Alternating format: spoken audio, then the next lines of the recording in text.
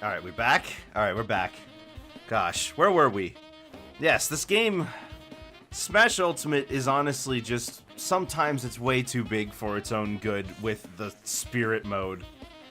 I mean, it starts out as a pretty novel idea, but I remember, right, you finish the main mode, you finish the World of Light, and then you're like, wow, you know, I'm missing like most of the characters. And then, oh, there's a World of Darkness. And then, oh, there's even more after that. There's just so much on this mode that just, it makes the whole thing feel bloated. Like there is just too much. Too much. And it's a shame because the idea is fine, you know? We like the event matches and everything. But my goodness. It's just too big. Too big. I mean, I'm not even...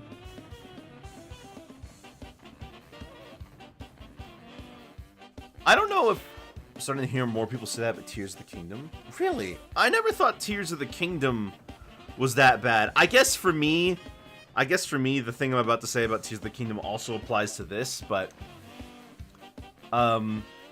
Tears of the Kingdom doesn't ask you to do everything. Neither does this, but it's not like the gameplay has much variance.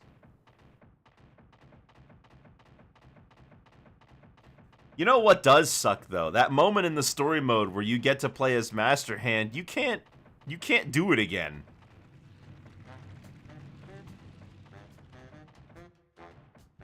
Yeah, that is the thing about it, isn't it? The point is to use spirits in a way that completely removes the gimmick of the match. And I'm sorry, but Galeem and Darkon are just not very enticing as Smash original characters.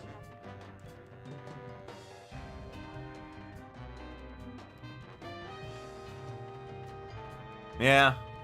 I ended up just using a spirit that made DK huge. Master Core? Oh, from Smash 4?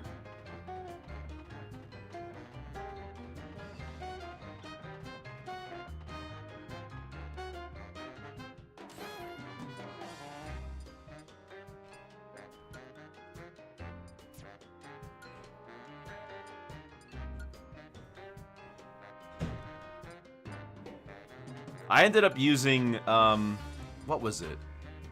There was one spirit that I used, like, all the time. It might have just been Medusa. Even with just the lack of power that you get, because you get a bonus for using spirits of the same series as yours, Medusa was good enough for me anyway. You would get more, so, I don't know if you guys know this, but if you use a spirit that's from the same series as the one, it's from the same series as the one your character's from, they get a bonus they get bonus power. I believe that only applies to the main spirit, not to the support spirits. So I did rock Rulenstein, for a while. Oh yeah, the Mighty Ginginator for Banjo. And as you can see from the level of number of spirits I have at, like, at 99, I didn't really use much. And most of them are DK spirits.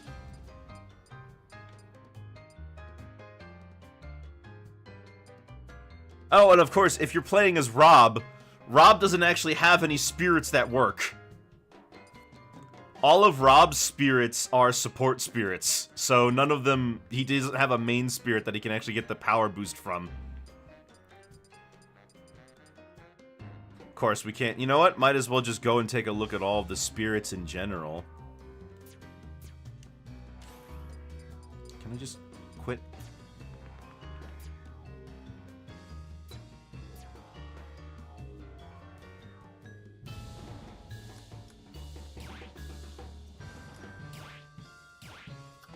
see, all the spirits I collected over the years. I did bother to get all of them.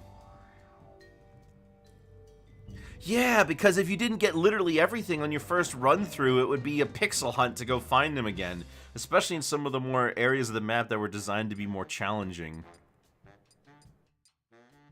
Gosh, this Birdo... What is this, from Mario Party 7?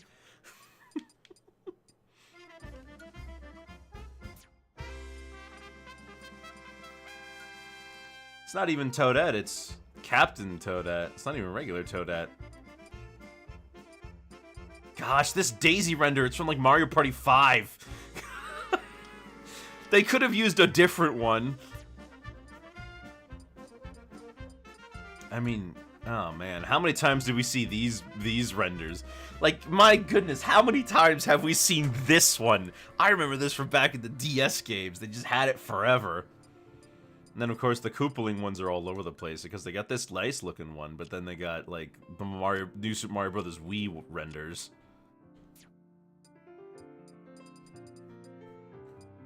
I mean, the choices for some of the ones are pretty funny anyway. The weirdest thing I remember was, for a long time, the picture for Cloud was just his Smash artwork.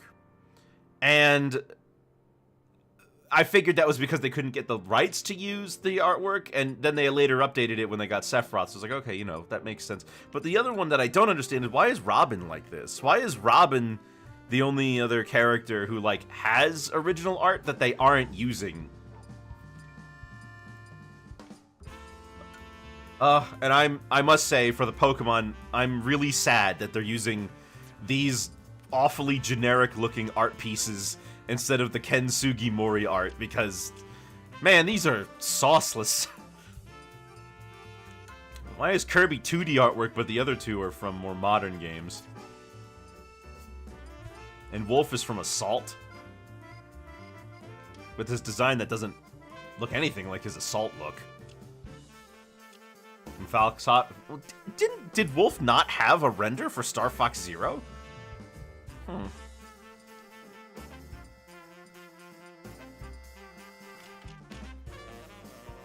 think it was clip art of the Pokemon you find it, like, right? Like, use the actual Ken Sugimori art.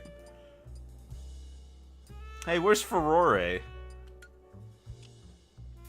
Well.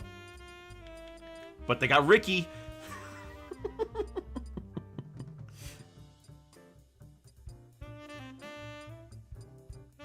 It is really cool to see all this art, right? It's the same, it's a somewhat similar feeling I get when I look at the trophy list, but unlike the trophies, you don't get a description. You know? You just have the picture, and like, well, okay, so this is, like, alright, we all know Pokemon, but like, I don't know, go to like Fire Emblem. I don't know who most of these people are. I've only played a few Fire Emblem games. And, okay, sure, yeah, this is Elincia.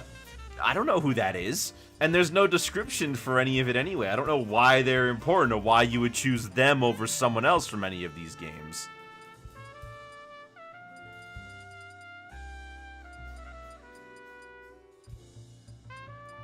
I'm a little disappointed that they're just using Wario's Mario artwork for this, his regular 2D Mario artwork, instead of, like, Wario Land 3 or something.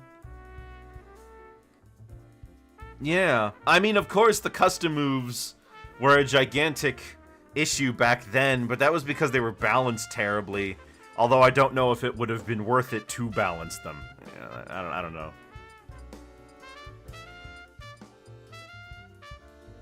Just the stats? Oh.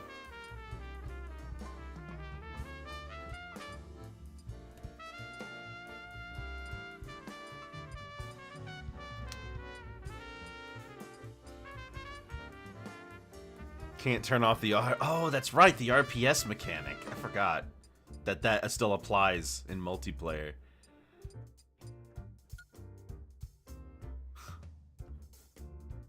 I think this was artwork for the toy, not for the video game. Not certain on that, though. I love the basic NES ones. They're so fun. Such a different era of gaming. And for the longest time, Cloud was the only Final Fantasy spirit in the game. Gosh.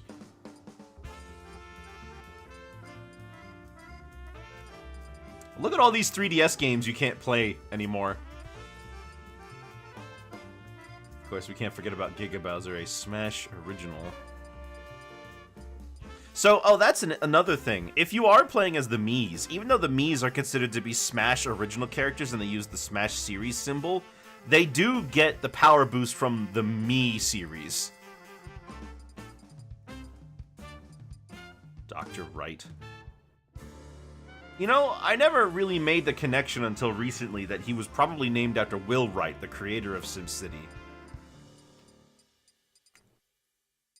Drill Dozer. I gotta play Drill Dozer on stream one of these days. That's a good game. Sim Tower? What's Sim Tower? Never heard of that.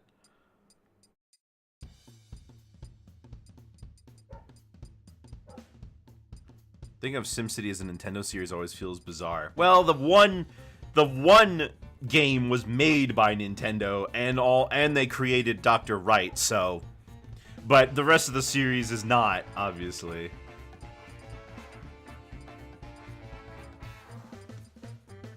Shield Knight.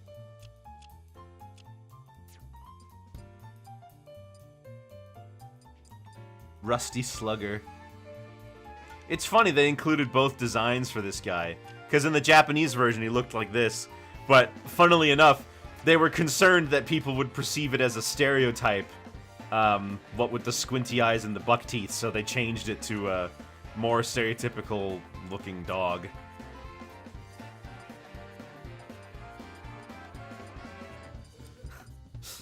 Golden Dash Mushroom. Ah, yes, I forgot. My favorite Mario thing. And then, of course, we got this from Mario Party. Piranha Plant.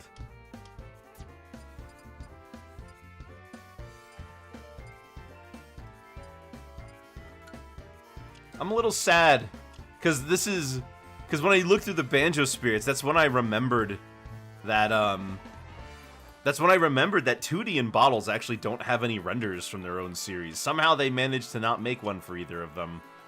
Neither do the Jinjos, I guess. I mean, they do, but like they're very hard to find. But Gruntilda has a render, so I don't know why they didn't use that. Instead, they use a picture of her Smash model. And the Buzz Bomber. Yeah. Tockles. Oh yeah, from Dragon Quest 11. Gosh, flippin' Fatal Fury artwork. What the heck? King of Fighters artwork, whatever. They all look so uncanny. They all look so weird. Look at Goose's face. Oh, gosh. We got, of course, got Gen 8 Pokemon. Gosh, Gen 8 Pokemon. That would have been new. Oh, this is Gen 9. No, that was Gen 8. Yeah, Gen 8 Pokemon. Wow, that's right. This was before Gen...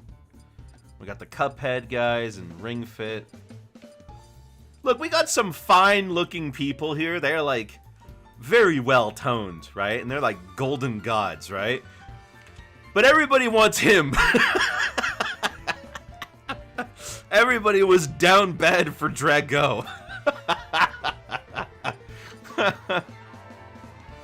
I did do a lot of Ring Fit when I was in college. Oh, now we got the rest of the Final Fantasy VII artwork. The Turks and Rufus Shinra. We got, of course, the Age of Calamity. The Jackbox survey game stream. Oh, and what's that game like? I don't even remember. What was this one? Sakuna of Rice and Ruin? Oh, that's that farming game they showed off. That's right. Oh, Mario Tennis, Mario Golf. Oh, Mario Golf. Oh, Shrek was fictional characters you had a crush on. Shrek was number 7. Well, how do I know that's legit? I mean, I could believe that someone would have a crush on Shrek, but I also don't know.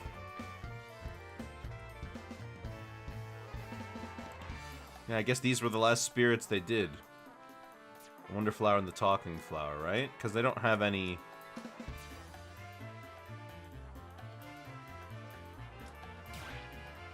Oh yeah, no, yeah, there's a lot that probably weren't. Oh yeah, no, they still have all the same ones. Wait. There's no check mark on this one. Do I not have this one? Jessica Rabbit was #1. Oh, that makes sense. I mean, who doesn't?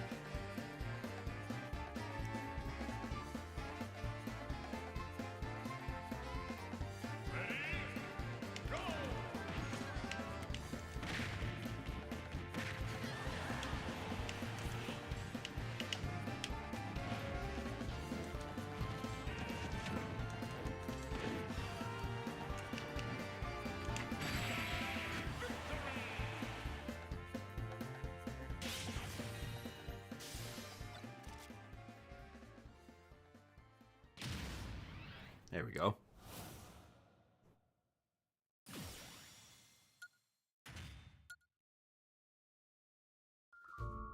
That's not a new one, is it? I didn't finish that battle, but let me go back to my inventory.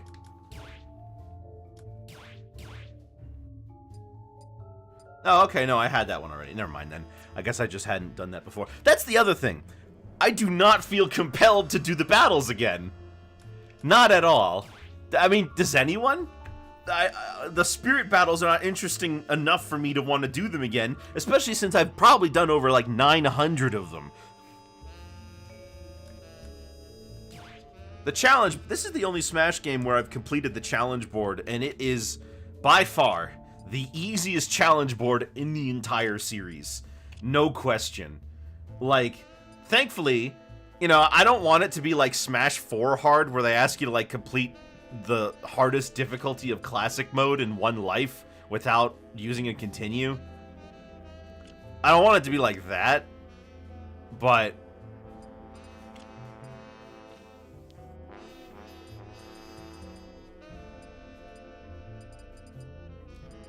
I think a little, I don't know, something a little bit more interesting would have been nice.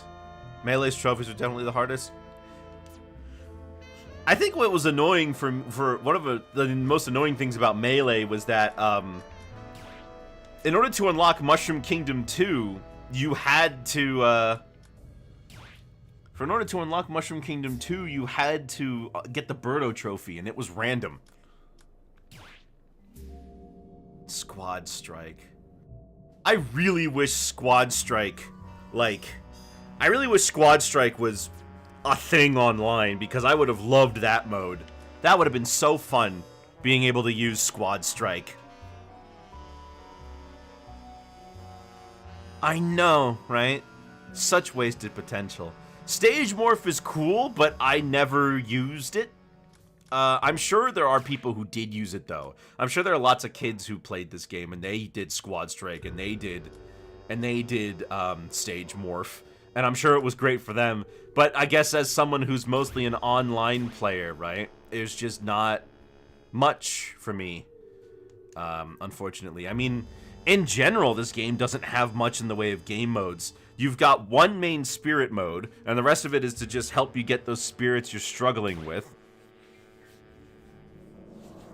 Some you can only get from the shops, some you can only get from, you know, doing specific rewards in the records section, or the challenges section, rather. I miss trophies.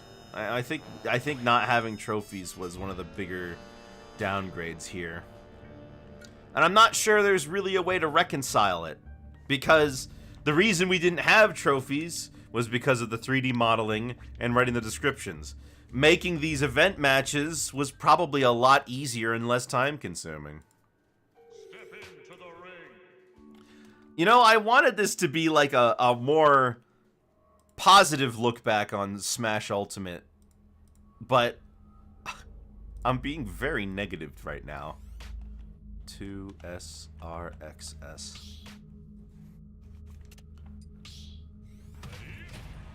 Oh, a Diddy. There's a lot to love about Smash Ultimate. There really is. It's like, since It's probably the one that's best attuned for competitive rule sets ever. But there's always like compromises that seem to be made.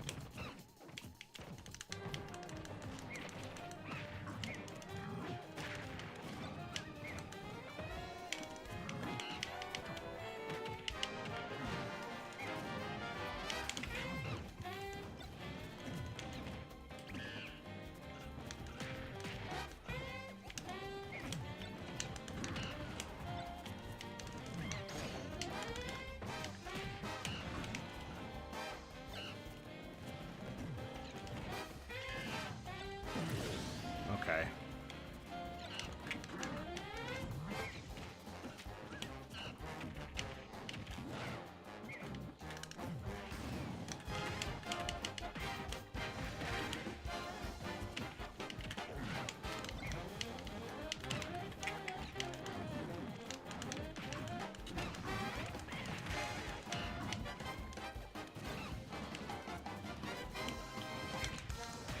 I have to ask why it didn't work.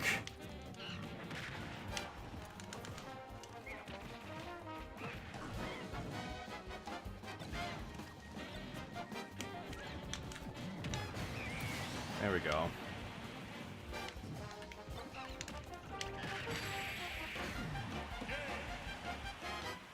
Do your resolutions plans? Just one. I need a job. Little things just kind of fall short. Right. You know, the hazard toggle is probably the biggest like wasted potential decision we've had this entire time. It needed more consistency. It needed more options. Like, sure, this is the first game to have it. So on some level, we're thankful that we could get this much.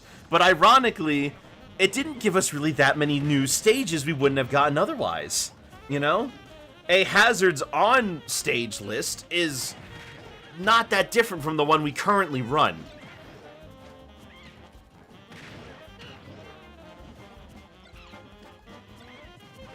And there's inconsistency between the ones we do use, like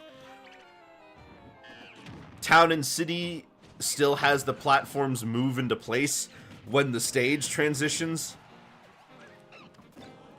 Congo Falls would be good if it wasn't for the fact that there was the rock on the right side.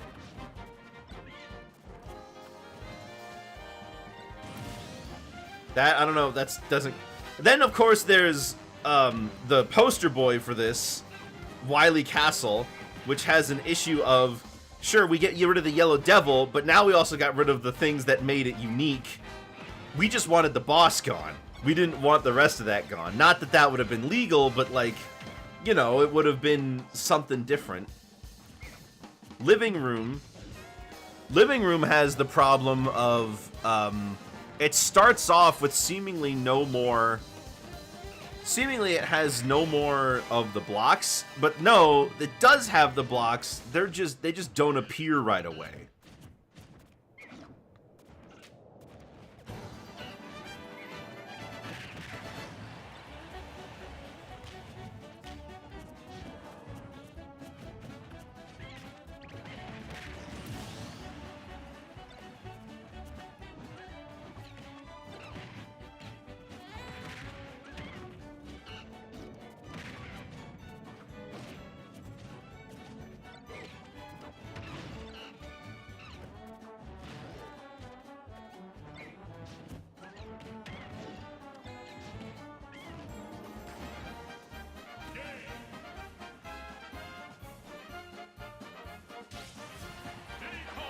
For some stages so baked into their gimmicks and hazards, that probably wouldn't have mattered.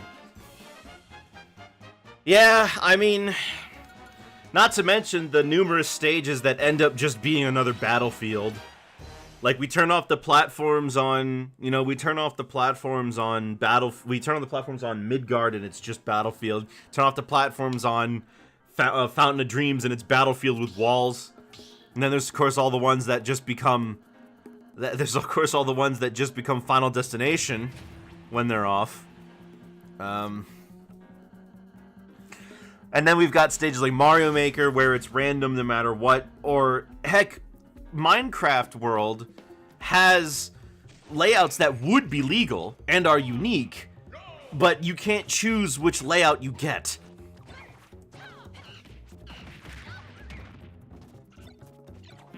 Or, no, wait, you can choose which layout you get. It's one of 6.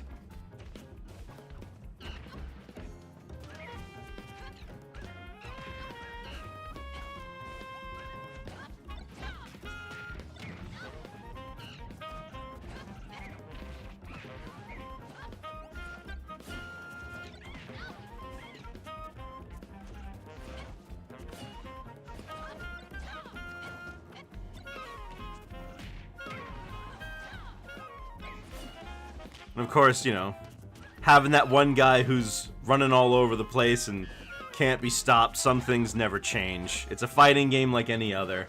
There's always those kings of the arena. Makes you wonder why they're even bothering with lobbies and people like us. They clearly would do better with, you know, more competitively oriented people.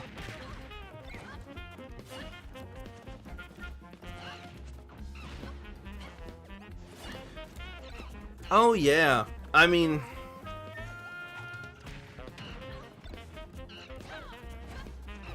Like, there are some layouts on... Delfino Plaza I wish we could use. Mostly just from the layouts of the... Because when you go back to the floating platform on Delfino Plaza, you get a different, like... stage layout from that, and you get a different stage layout from that, and you can like get one of a couple different ones, and you can't choose which one you get. So if you do hazardless, it's always the one. What? Trying to remember. There are a couple stages that just don't do anything when you turn the hazards on. I forget.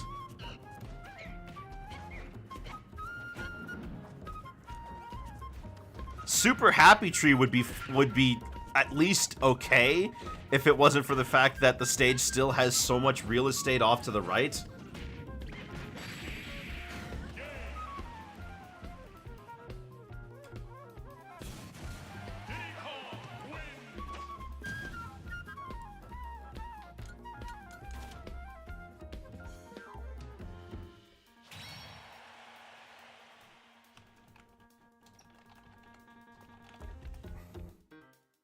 Trying to think.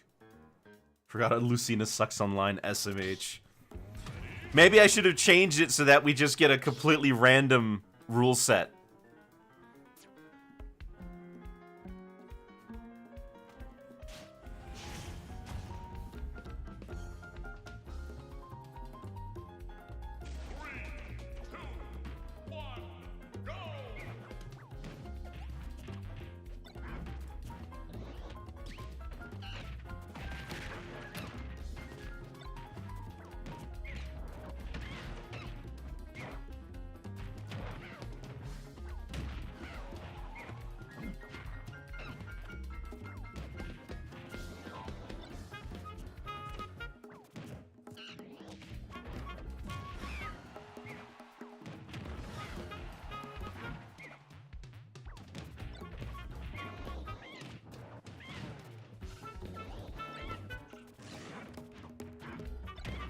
We've had a lot of ups and downs in the comp scene, too.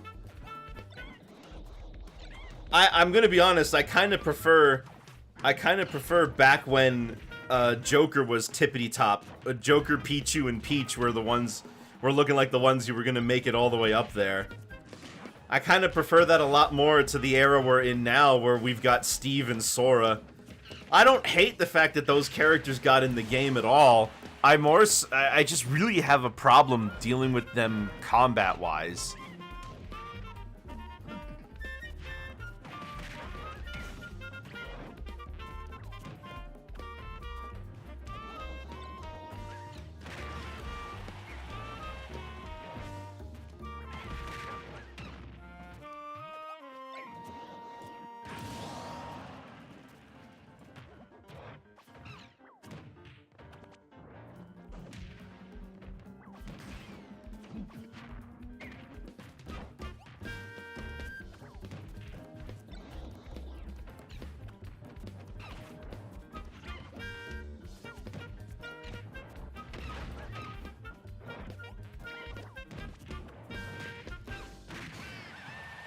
Nice.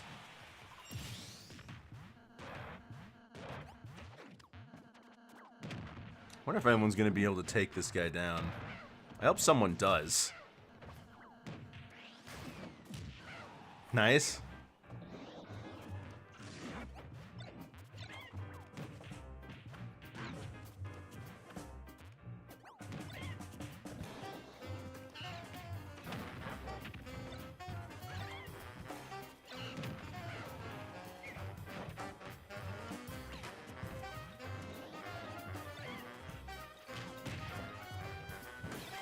Huh, peanuts don't actually don't actually make it go back.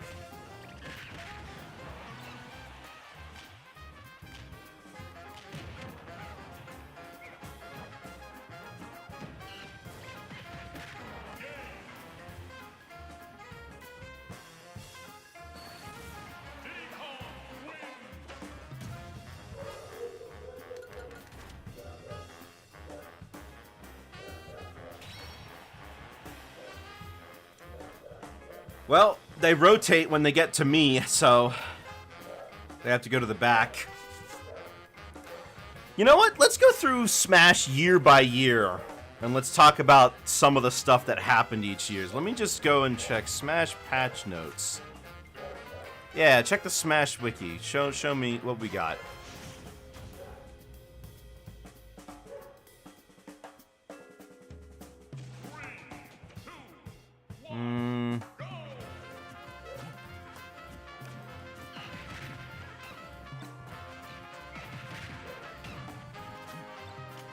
The first update came out day 1, and oh yeah, because it did make some balance. That's right, the first thing they changed was removing the feather from Mr. Game & Watch's forward smash. Pretty good call, but I don't know why they didn't just change it so that it looked like a bandit bandana instead of just leaving him bald. Because that's what they did for the Game & Watch collection on Game Boy Color. They changed that from Native Americans to bandits, and I think that would have worked just fine if they did that here, but I guess it's easier to just remove that small bit.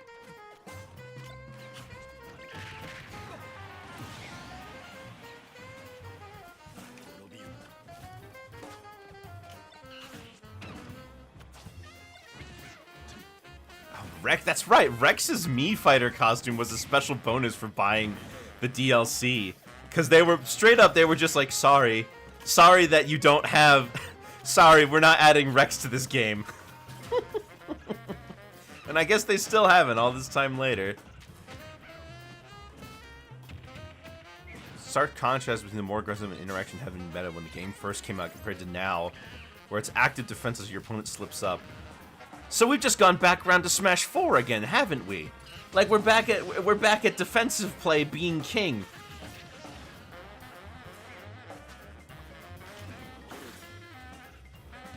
January 30th, 2019, Piranha Plant came out.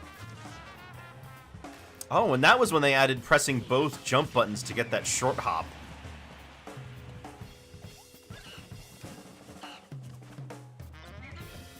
I never knew you could play the Spirit Board with people online. Who does that? Did anyone? Does everyone get the spirit if they play it together? I assume that just makes it super easy.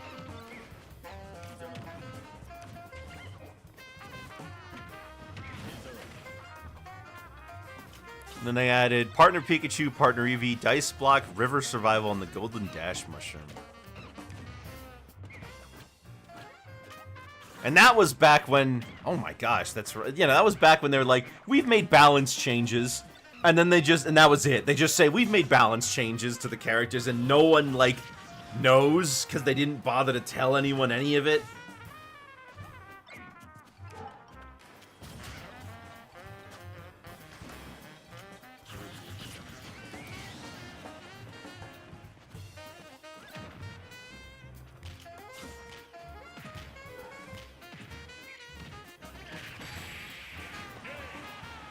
Let's see. And then the first big update, 3.0, April 17th, was when Joker came out.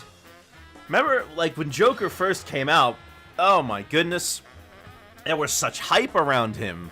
Because Persona 5 was like, instead of just waiting for an opportunity, you have to make one for yourself as well. Yeah. When Joker came out, there was so much hype for that. Joker was, like, no one was mad at that, and everybody was absolutely shocked that that was even happening in the first place. I mean, you know what? Let's turn back a little bit. Before launch, people were, like, freaking out because of the potential of Echo Fighters.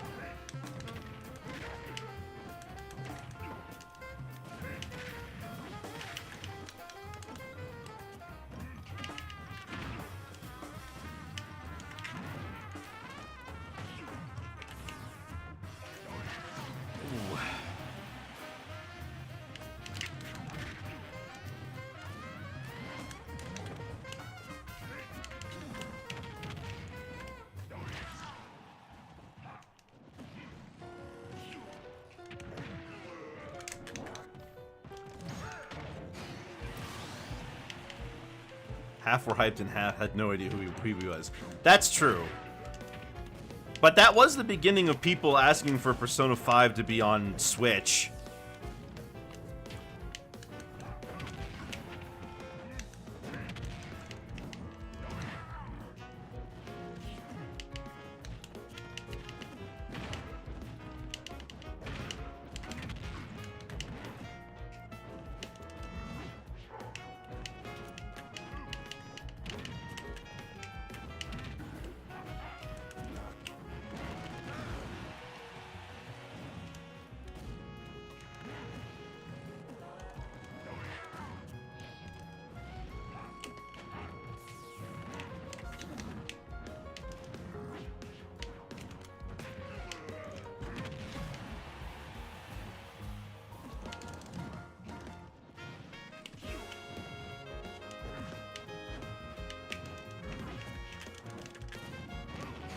Oh, that should have worked.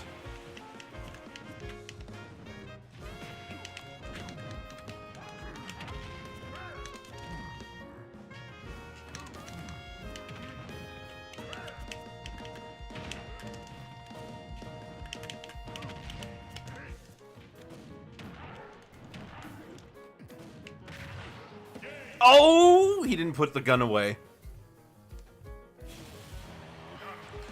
Well, so you know what? Let me turn back again to go to pre-launch. E3, what was it, 2018? E3 2018 was when they... Because we knew there was going to be a Smash Brothers on the Switch pretty much as soon as the Switch was announced. Obviously, we know because, like, they release one every time, but, like, they announced it really early in its life cycle that Smash was going to be on the Switch. We didn't have a title yet, but it was just Super Smash Brothers.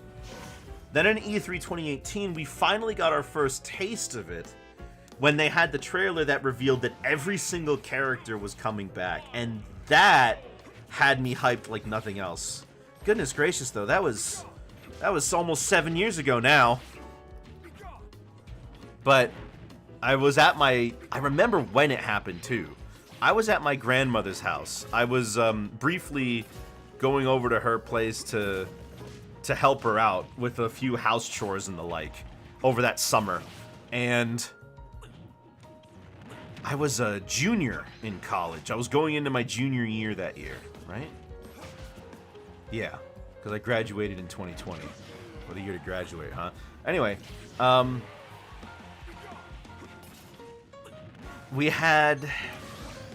was watching the trailer, and I just sat there, and I was mesmerized with all the possibilities of what the next Smash Brothers game could entail. And it has this. That was also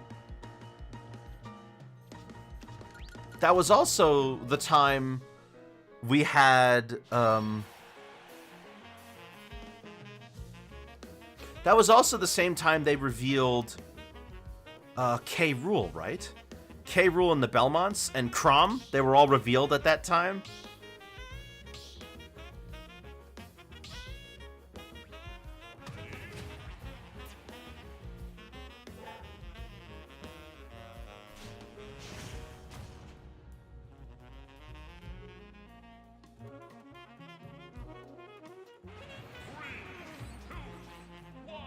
And then we had the whole assist trophy lineup with all the other with all the stuff, all the characters that people were sad were getting deconfirmed.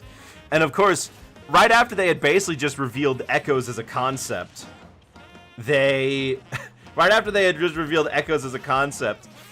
oh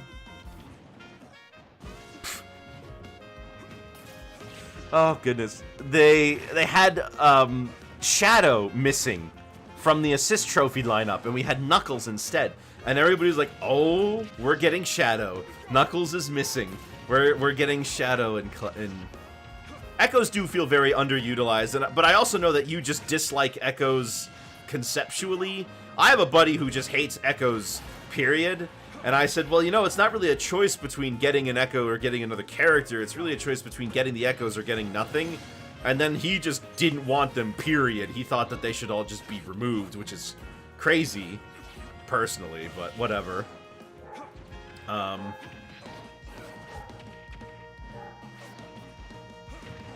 the idea of Marth Lucina types. Yeah, where they just change one small thing about them that drastically changes how you play them. Peach and Daisy might have well have been alts. Ryu and Ken were basically the difference between Mario and Luigi and Melee. Like, they were pretty much their own separate characters, and you play them all differently with their own game plans. They were only Echoes for thematic reasons, not for actual gameplay reasons. Simon and Richter only have one small thing that changes them, and it's such an edge case that it would never really matter. Like, oh, you really gonna get them in that Olimar matchup when Olimar's really trying to get to use red Pikmin? They would all rather just use purple Pikmin. Then, of course, they had the box that was revealed. Remember this? There was the box that came out that showed a collector's edition for the game. And it included every character we knew up to that point. Except we saw a side of the box where two characters were missing. And they were like, oh, it shows every character in order. It shows every character in order with alternating lines. And they were like, well, there must be only two more characters left in the base game then. Because otherwise it's going to be, you know, two more than... And everybody was like, that's stupid. That's absolutely stupid. Because this was coming out at around the same time that everybody was hyping up Grinch Leak. Oh my gosh, Grinch Leak? Straight up, I'm not going to pretend like I didn't fall for it. I fell for it. I fell for the hype. I was so excited, I wanted that to be real. And there was a lot of things about it that, like, circumstantial stuff that seemed like, wow, that's crazy. And then they looked into the history of the employee and they found that they actually did work at a print shop that worked with Nintendo or something like that. And it's like, whoa, this is nuts. You know, and it's like this render of this random Grinch thing was actually legit from the movie that year. This could be real, guys. And to me, it was like reliving the whole thing with the Rayman leak again, where it was some kind of leak that had, it was some kind of fake leak that had like a bunch of stuff put into it that seemed real enough. But of course, there was nothing ever officially announced. You can't ever say it's legit. And we were all made out to be fools when it was revealed that the last two characters were Incineroar and Ken. Incineroar being a super safe reveal of a Pokemon that we all knew was going to be coming eventually. Ow. Oh. Thanks for following. That's what that was. Incineroar being a super safe reveal that we all knew was coming, as every game introduces a new Pokemon.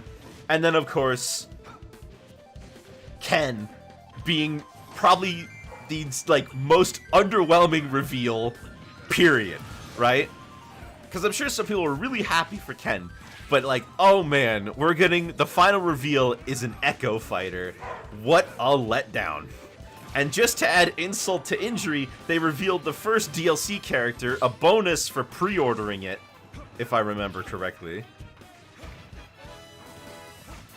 League is right, that's way less excited than finding out what reveal trailer would have been. Yeah, skepticism is usually fine anyway. Look, I'm not going to pretend like I'm always above ground. I look for leaks sometimes. I don't mind being spoiled sometimes.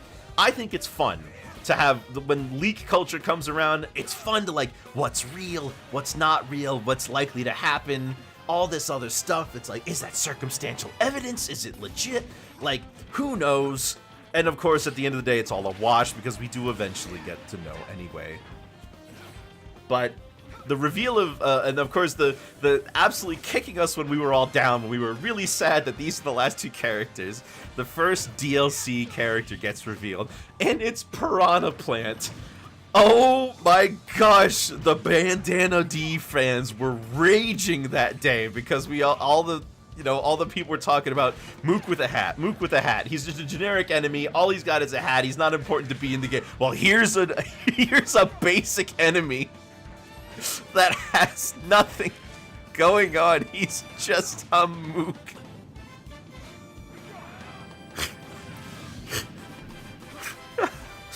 Oh, it's really funny in hindsight, but I remember just being kind of confused. Yeah, you're right. The cat came second. It was Ken first, but then, of course, this was on top of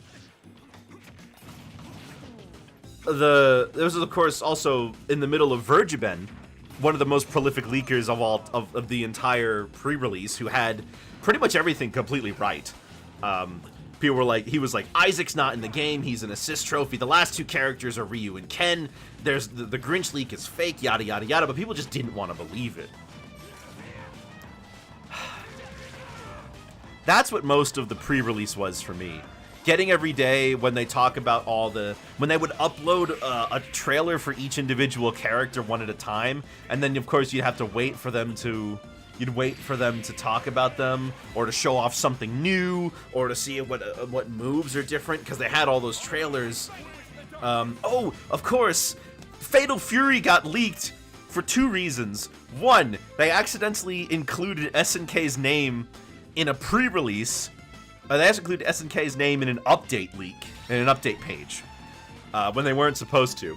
And two, the music was found early on the YouTube channel, and people just started showing it off, and it's like, here it is, Fatal Fury right here. Then, of course, when the DLC announcements came out, everybody was, like, hyped for Joker because it was such an unexpected reveal, and people liked Persona 5. And then he had a stranglehold on the competitive scene for a while. Look at, oh my gosh, I forgot, this game has Labo functionality. Does anyone still have Labo? What a short-lived toy add-on. Like, I don't know how expensive or difficult it would be to get your hands on a new Labo kit now. Well, yeah, MK Leo's Joker specifically. People were wondering if it was Joker, if it was the character. But it's hard to say in hindsight because everything is completely different. But Labo, yeah, they had a Nintendo Labo VR kit that I never used. I don't think anybody else ever did. I don't think any of us ever did, I should say.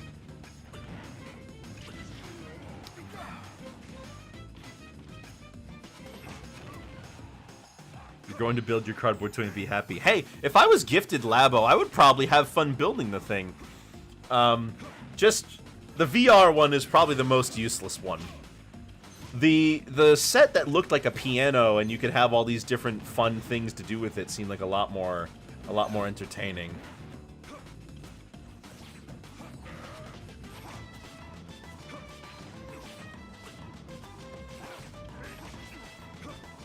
Let's see. Oh yeah, Challenger Pack 2. Hero was revealed. I remember this one. We had the Hero reveal. And I was like, you know what? At the time, I remember, I was like, you know what? Dragon Quest is a huge series. It deserves to be in Smash. I can't be mad, right? And, you know, for those people who are Dragon Quest fans, they include lots of different Dragon Quest members. So, I'm fine with that. Only for that, like, same reveal trailer of E3 to reveal not only Hero, but also Banjo. And that was, oh, I was all into Banjo being added into the game. I really wanted him. I wanted him so bad. And I remember talking about this because this was after I had already started streaming. Banjo was the absolute hypest thing to me. And to me, it's still crazy that we got it. Because after years of Nintendo and Microsoft basically being uncooperative with each other, this was the generation when Microsoft started to reach out and try to do different things across the aisle. Oh, I didn't even see Celeste was here. Hi, Celeste. But the reveal of Banjo and Hero, for me, Banjo was completely overshadowed. Hero was completely overshadowed by Banjo. That was the thing for me. I loved Banjo, and I still do. He's great.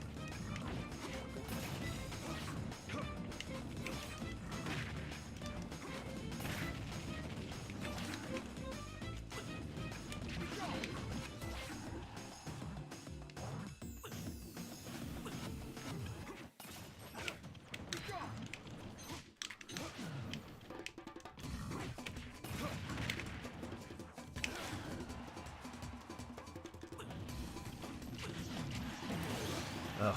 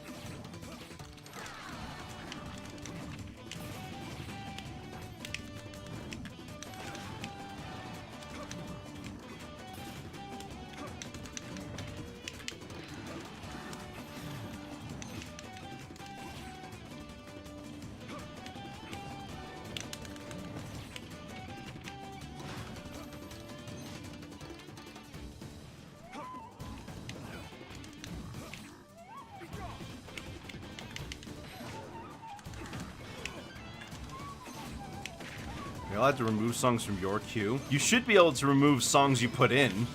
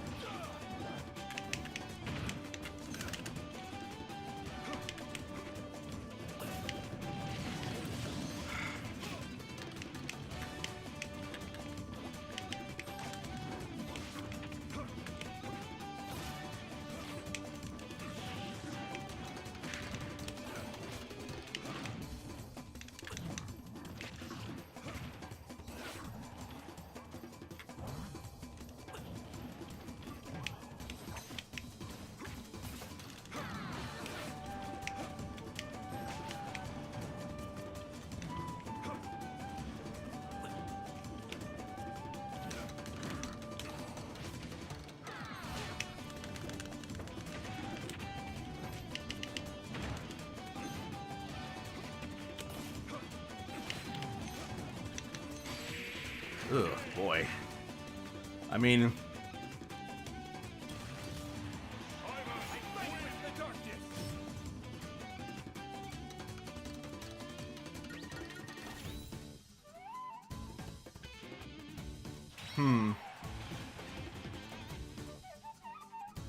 There shouldn't be any settings to request songs. Hold on.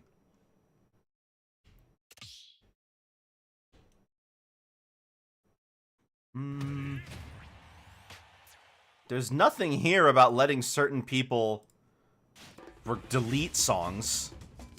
Oh, good, because we hate fighting your Simon Belmont. I'll just say it right now. That sucked.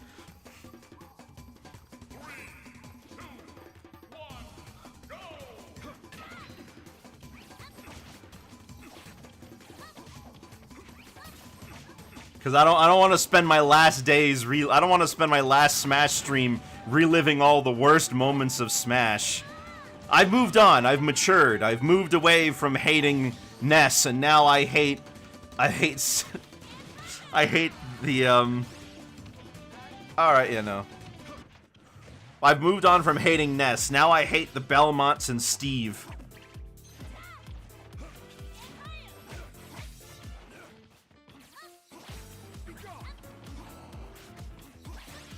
The hero ban was I remember that. That was a big topic of discussion when he first came out. Which some people, okay. So, I think Crit's just a bad decision in general. And I'm gonna be I stand by that. Crits is like the most undefensible part of the kit because it's literally just a win more mechanic that you can't control, nor are you rewarded for it for doing anything. It's literally just randomness that you get like, for nothing, right? It just allows you to kill earlier, and it's nothing you can really do about it. Now, the language barrier is a legitimate issue, and I don't know if there's a real solution to that. But the randomness of the spells themselves isn't really an issue. Most of the spells can be avoided in the same way. All of them have the same startup of 6 frames, and there's a lot of duds in there. Of course, if they're just top decking it, you may not be able to react in time.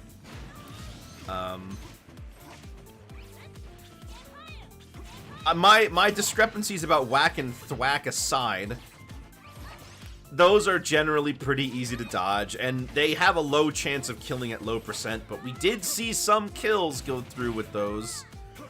So who knows?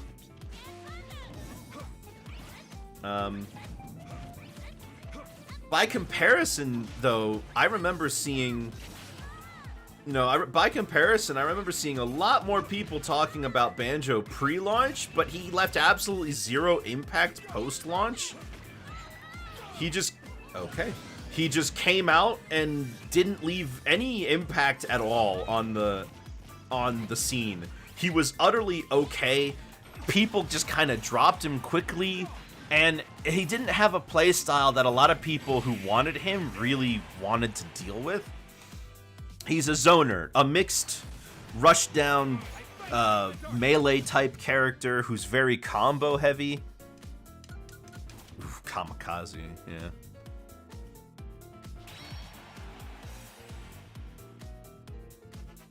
Bounce lasts way too long. Well, bounce never was an issue for me because I play DK, so it doesn't really change anything.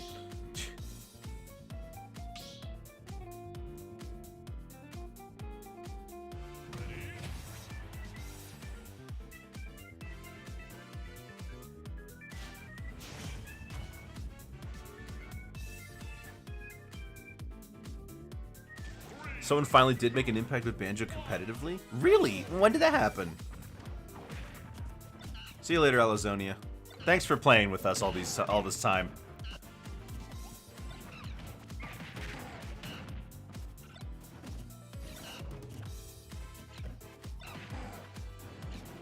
Toriguri. I never heard of that player. I assume, well, Banjo never really made it to a major or a super major, did he? Ah, okay. Well, okay, you know, we should talk about the Japanese meta, because the Japanese meta ended up being really different from... Oh, he did make it. Okay, never mind. The Japanese meta ended up being quite different from the American meta, didn't it?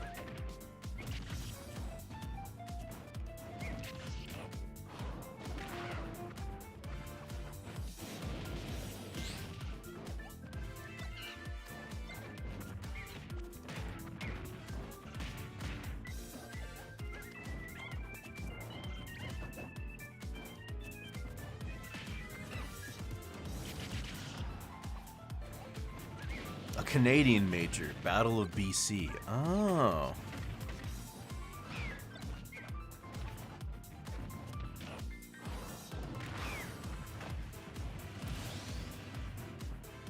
Well, regardless.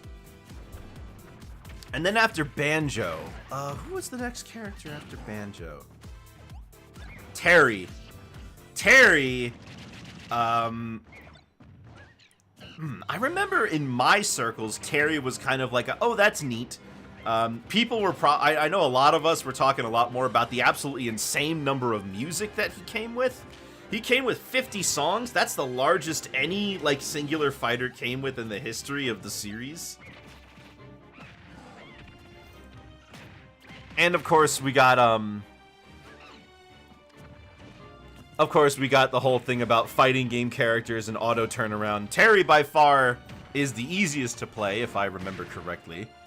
And he had these baked-in auto combos. And this was also the first time we started... I think this was also around the time we started getting a lot more balance changes.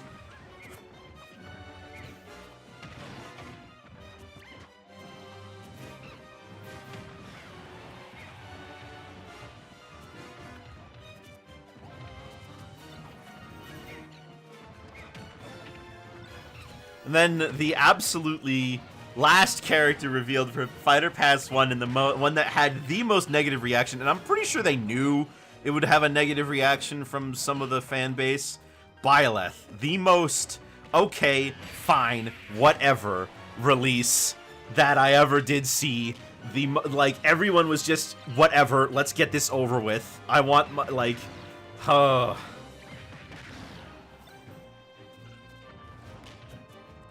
Ryu and Ken got a bunch of their buffs around Terry. Oh, okay.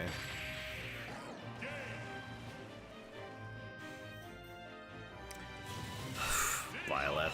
Like, we all knew there was... Like, we were all shocked when a new Fire Emblem character... Well, I should say, aside from Chrom, a new Fire Emblem character didn't make his way into the game. We were all like, whoa.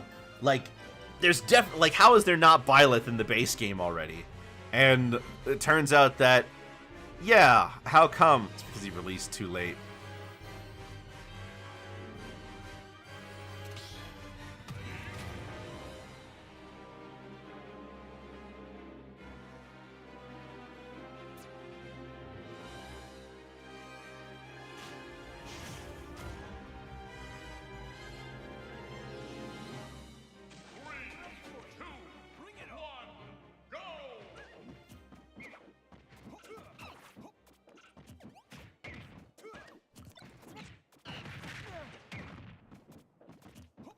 As an FE fan, especially 3 I really wish Byleth wasn't in the game when there are already too many FE characters.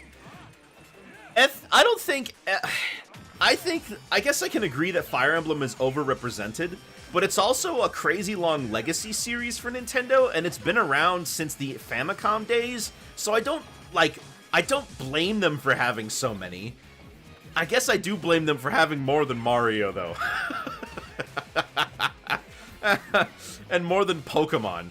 Like, really?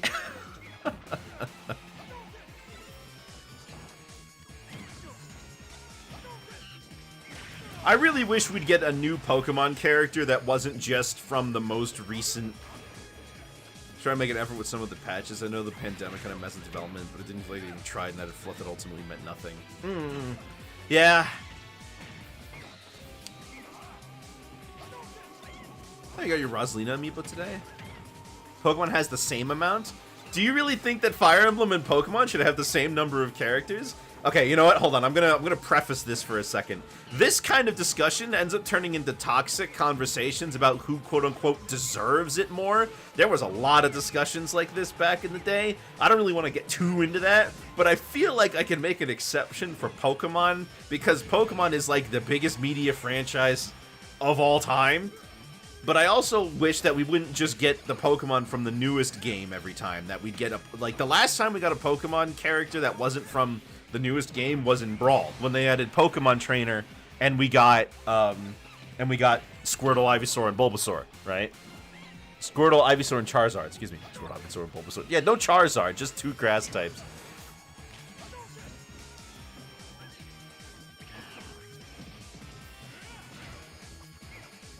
And then, of course... Oh, yeah, that's right. The first character Fighter Pass 2, Min Min. Min Min was... You know what? After Byleth, Min Min was definitely the character that was the most... Why didn't we just have her in the game from the start? Like, an ARMS character should have been a shoo-in. We all expected it, but then Springman became became an assist trophy instead. Yeah, it was after Byleth.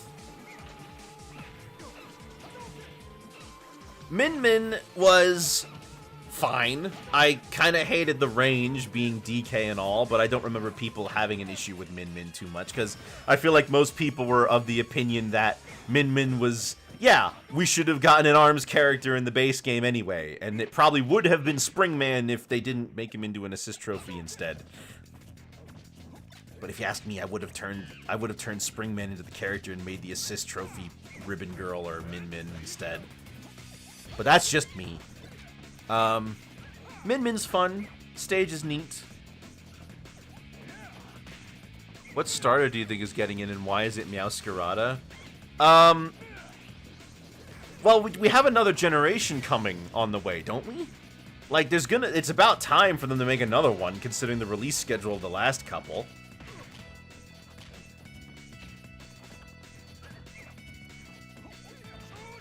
No saving the design of Min Min. That character is actually unfun all around.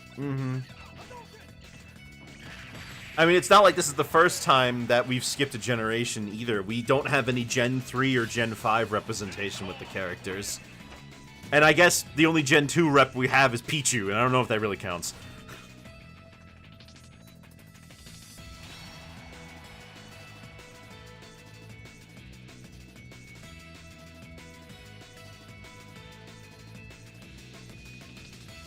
Imagine if the Crocodile got in. You know, it would be cool, because aside from Bulbasaur, we still don't have any fully quadrupedal Smash characters.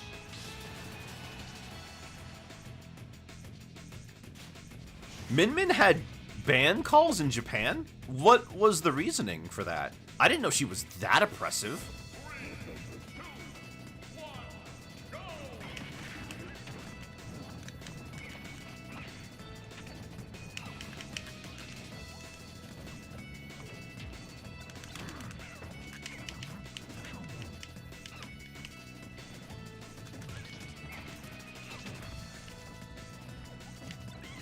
She was in everywhere, I see.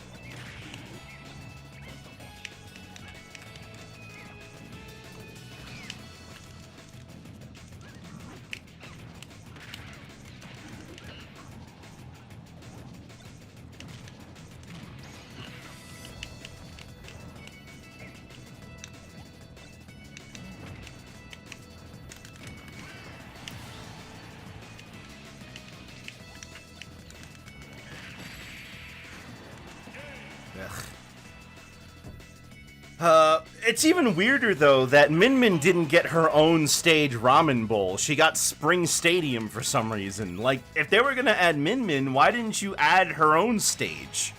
It could have been an inverse of Mario Galaxy, where there would have been a dip in the middle, and I think that would have been something. Instead of what we ended up getting, which was like a Smashville, but smaller and with those barriers on the top.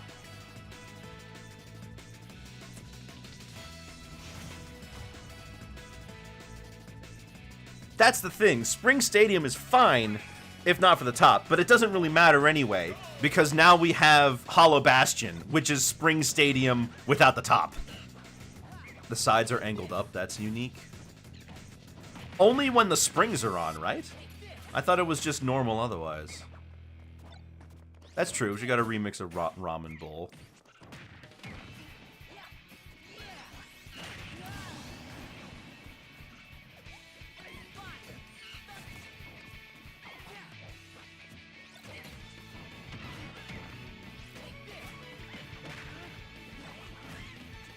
And then Steve. Yeah, Steve. The Steve fans and the Smash fans had the most vile arguments between each other leading up to Banjo's release. And they were all mad. What didn't turn out very good at all. Released around Minecon. Oh, yeah? But, oh my goodness. The vitriol between the Steve fans and the Banjo fans was in full swing during that time. It was bad. I didn't like it. I was of more of the opinion that I would prefer, you know, obviously I wanted Banjo, but if we could get both, I wouldn't mind having both. And I still don't mind us having Steve, of course. Fighting him is another thing entirely. His design has nothing to do with the fact that he's here, you know? I like Minecraft. I think it's one of the, you know, being one of the most popular games in the world makes sense for it to be included here. And I assume that was more of a Microsoft idea. Maybe some sort of deal. It's like, hey, you want Banjo? We can get, you know, we can get Steve too. But, you know, Minecraft is cool. We like Minecraft. It's a really fun game, and I have fun with it with my friends every now and then.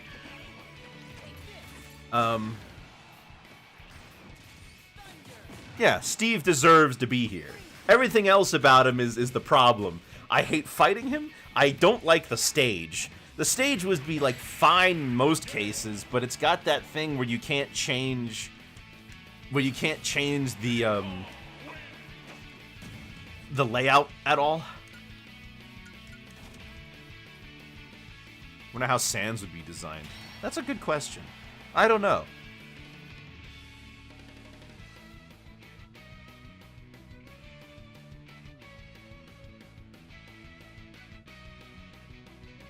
Unrelated, I did the Zelda stream, but the both export attempts crashed. Ooh. I guess you gotta try again. Gonna have to do it piecemeal. Ah, I see.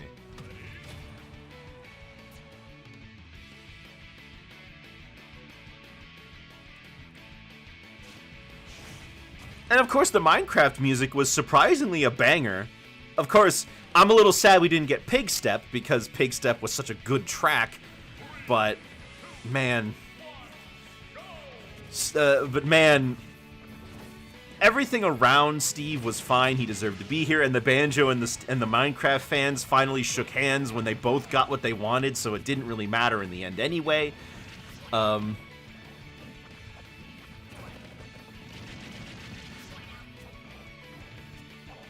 It's just, I didn't know how bad it was at launch. Like, I was fighting Steve, and I was like, oh, Steve doesn't seem that bad. He can be a little bit annoying, and then people figured out what you're supposed to do with him. Worm, big rage, big damage, no weight or speed. Worm is a worm. Big rage, big damage, no weight or speed. Who would fit that criteria? Oh, as in from Worms. Oh! And then Acola Acola came out and showed everybody how dangerous Steve could be in the right hands, and it never went away. People have been asking for a Steve ban constantly. We almost thought we had it when that one glitch Steve could perform that removed all knockback. Turns out it's not as easy to pull off as it seems. Gino, Klonoa, and Nightmare from SoCal are still my top picks. I want Dixie Kong. I'm predictable. I would love to see Dixie Kong in this game. I would love a Kitty and Dixie pair-up that shows off from referencing both DKC3, which, by the way, is still completely unreferenced in any stage or music. We only have one spirit from DK... We only have two spirits from DKC3, and that's Swanky and Kitty. Oh, and Baron K. Rulenstein. They just banned the glitch. Yeah. Polly the horse from mouthwashing? Really? Them? Okay. Then, after Steve was Sephiroth. One of the coolest things about Sephiroth, you could play a special mode to unlock Sephiroth early. That was one of the coolest things to get. And then, of course, his stage came later, Northern Cave, which was a fantastic alternative to Kalos. You know, finally another legal stage after so long. Sephiroth turns out to not be that bad of a person to fight. He's a lot of basic range stuff. Nothing crazy in there, really. Who couldn't unlock him early, though?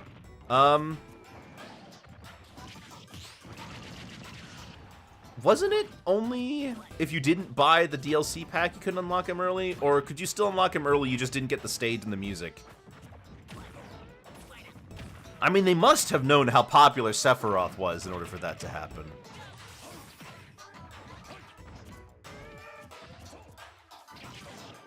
I think you had to have the DLC. Okay. Oh, that was also the update. We got the Geno outfit. Killing all hope for that. I mean, he only released like a week before his actual release date anyway, so it's not like it was that big of a deal in the first place.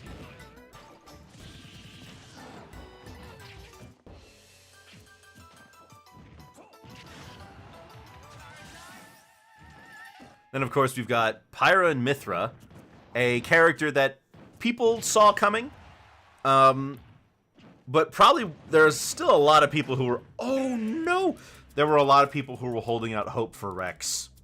And I guess because they committed to not adding Rex into the game, they decided to include him as a taunt for them. Pyra and Mythra aren't even the only two characters that, like, that Rex can equip either.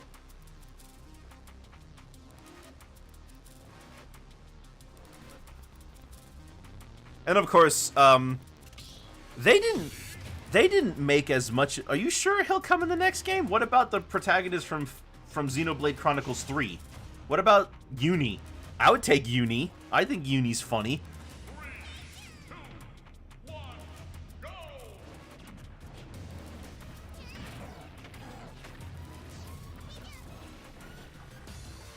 Think the guy from Black Myth Wukong would get in? Probably not.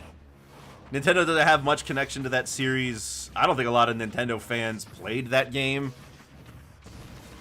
And I don't think that's a thing they want to cross-promote. Maybe if they ask, Nintendo would be willing to play ball. But also, it's not available on Nintendo consoles either, and they want to have it available on Nintendo consoles.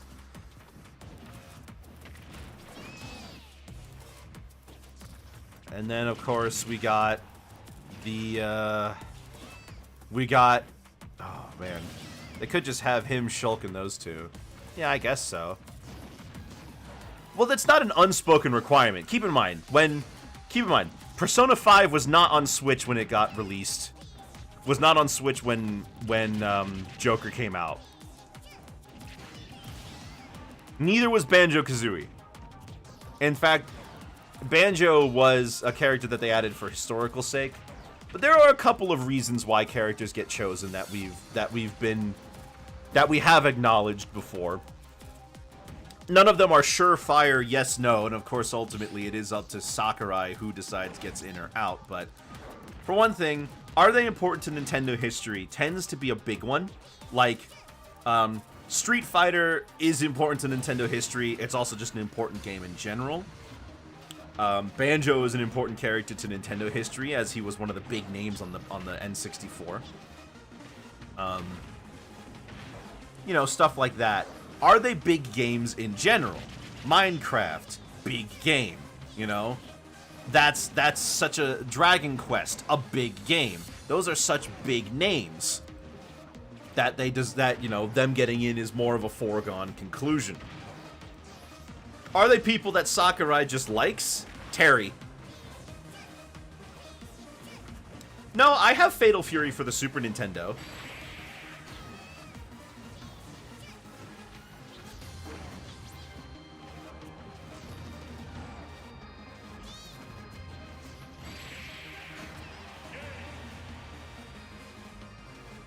Hear me out, boys. Starman? From Undertale, Mario, or Earthbound?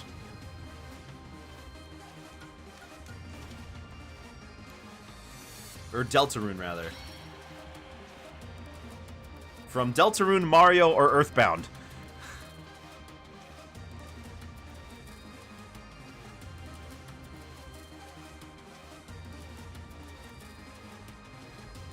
Or Mega Man. Yeah, I didn't even think about that.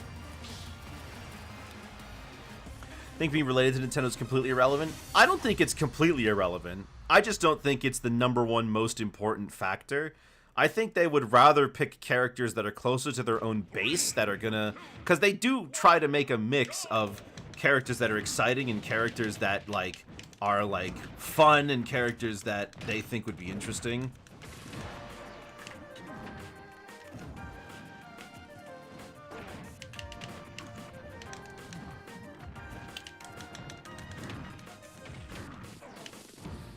Rystar. Oh, Rystar would be fun.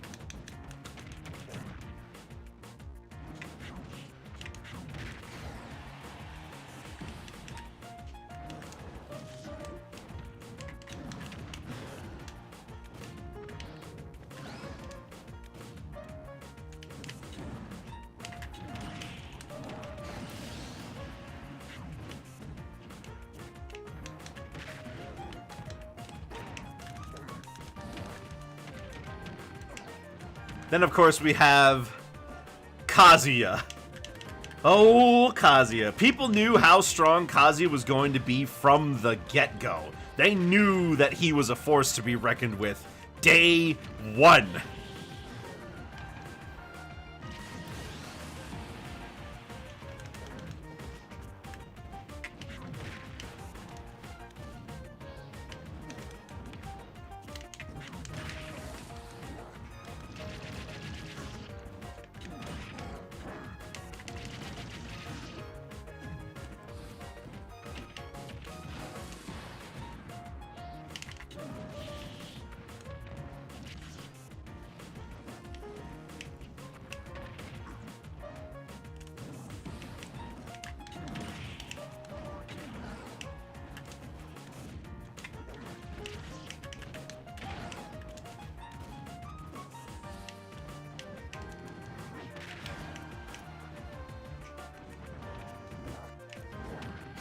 Ooh, Kiryu got disqualified because he will never hit a woman. Oh, yeah.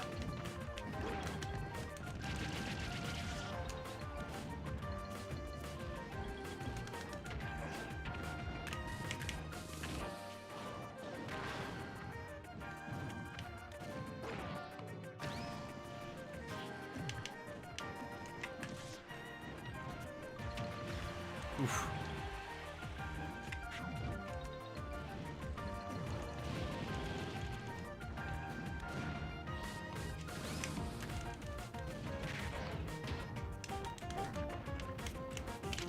Whoa, that hit really far. Didn't mean to go that far down, but okay.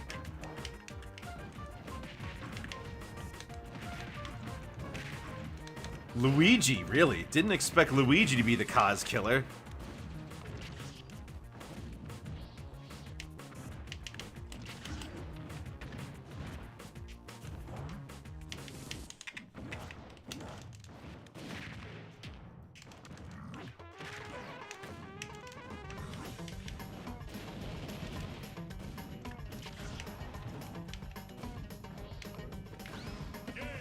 Yeah, I knew that was gonna happen. If I didn't turn around, I could have survived.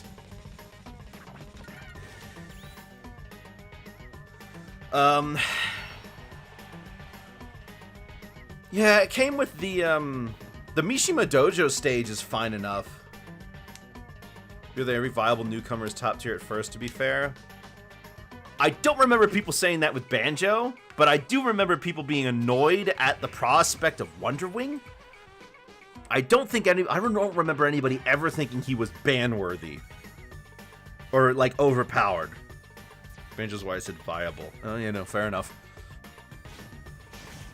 Same for Plant. Plant was kind of nutty.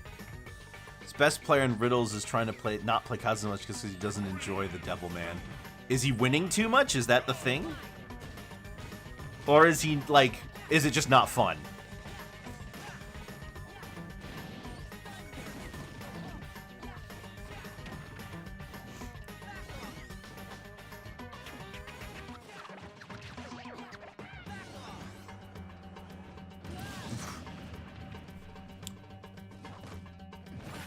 Aside from Kazuya himself, though, the rest of this update really wasn't much. Tekken music, the Dragonborn outfit. Oh, the Dante outfit did make some people sad. Shantae outfit. Oh, it came with Burning Town. And Lloyd from Tales of Symphonia. Especially Terry in SF6. Forgot that Terry's in SF6.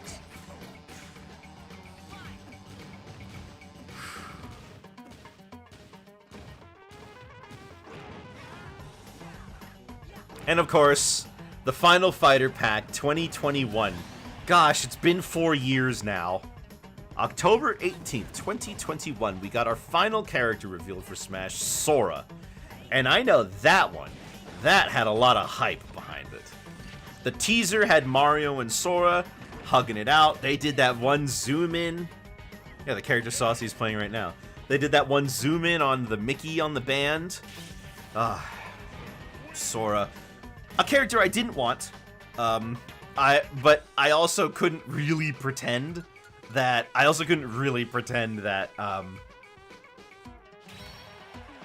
gonna get Dixie Kong.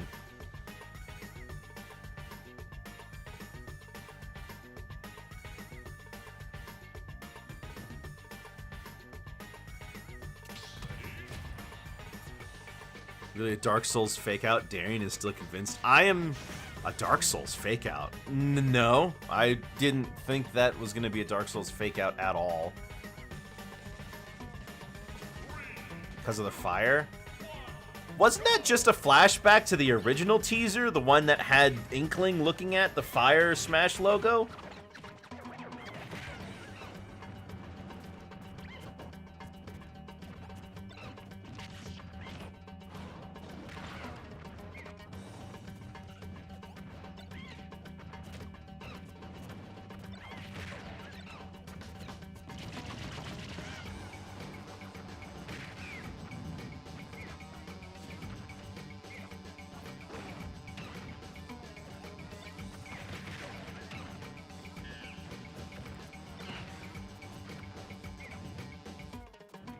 Yeah. I mean, of course, that first reveal of the Inkling was the most, oh yeah, we knew it was coming. You know what? I guess I didn't talk much about pre-release, but Ridley was the game where Ridley was the one character where everybody knew that it was going down.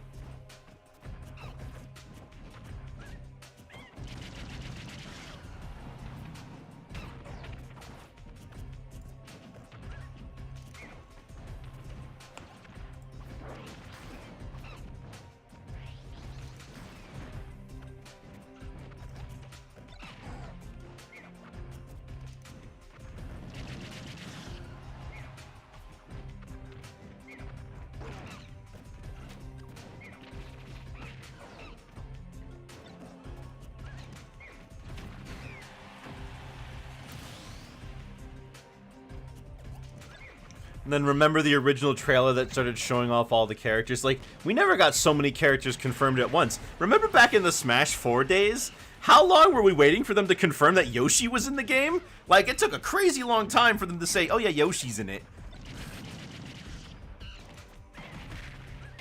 Ganondorf was accidentally confirmed for Smash 4 in a clip where he was off screen. Sora was the only one really not seen as viable in the first week until Zachary won a tournament with Sora. I don't really know what the consensus on Sora is. To me, he feels like a character that people would rather play someone else that does the same thing, but Sora's perfectly fine.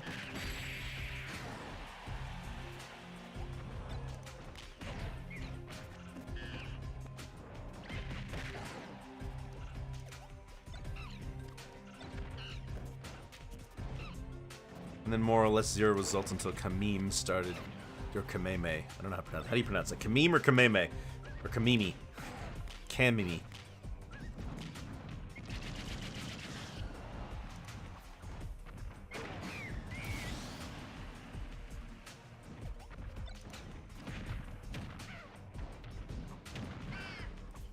Kameme. Okay.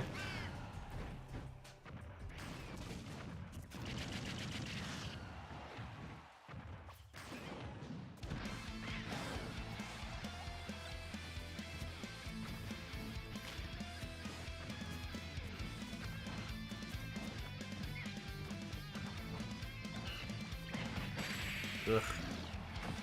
Good job, Zelrog, though. You fought hard. I've spent a lot of time with this game, but you know what? I think like a lot of other people, once the excitement for new content slows down, it's difficult to stay invested, right?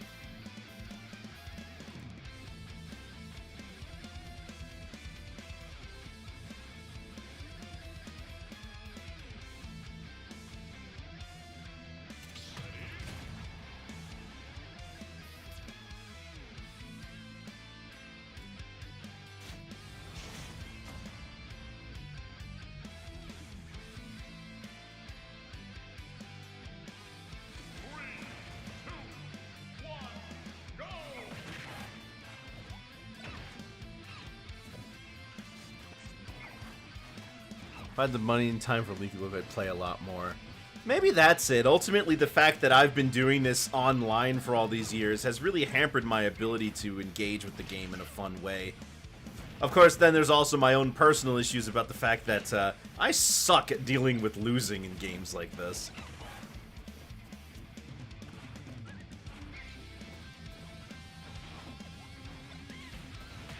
Now that Kameme is semi-retired, though, it's been French-Moroccan player Rarkior pushing the character.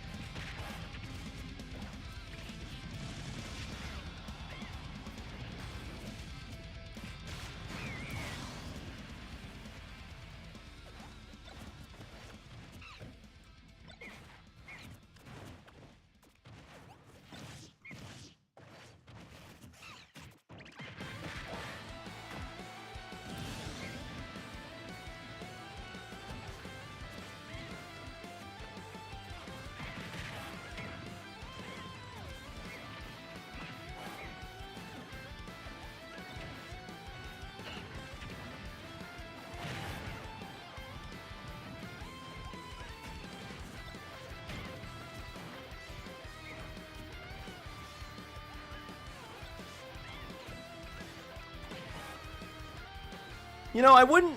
Smash has always been a very special game for me, but perhaps the way I engage with Smash has made it feel less special over the years. I don't know if that's a good thing or a bad thing, or if that's just how it is. For me, the hype I used to feel at the beginning of this, and the excitement I got from just turning it on and having King K. Rool right there in front of me, it's gone, but that's alright. I knew, you know, it wasn't going to stay that way forever.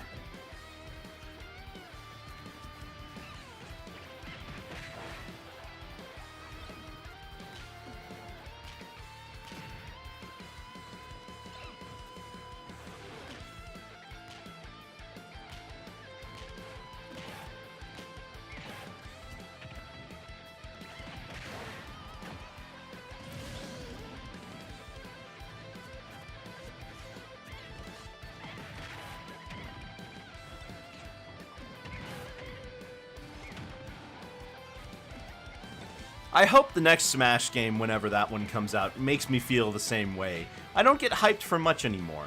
The most I get hyped for these days are when they release a new episode of Digital Circus. Of course, as each new episode comes out, the excitement gets a little bit lesser, but I'm still always happy to see it.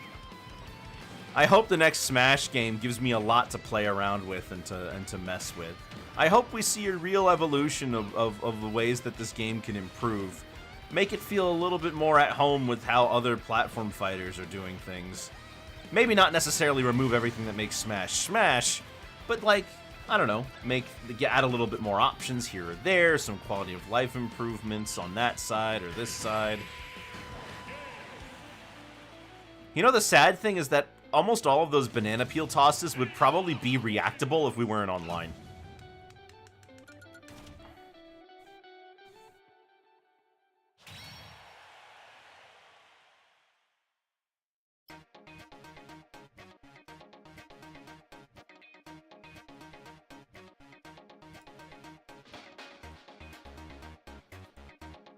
Do I even want to play this match? I don't think I do. Choose your fighter. Donkey Kong. Oh well. Ugh.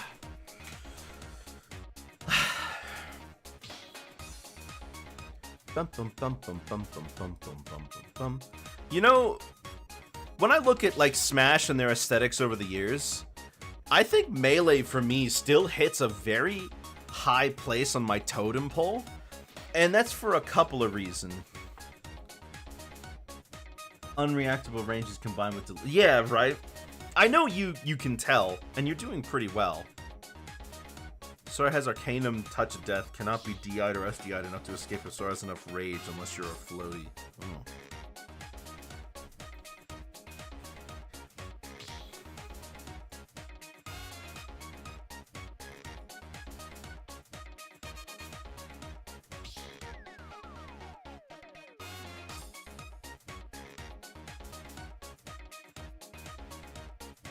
But when I look at Super Smash Bros. Melee, and it's crazy that the game was made in such a short period of time, because there's a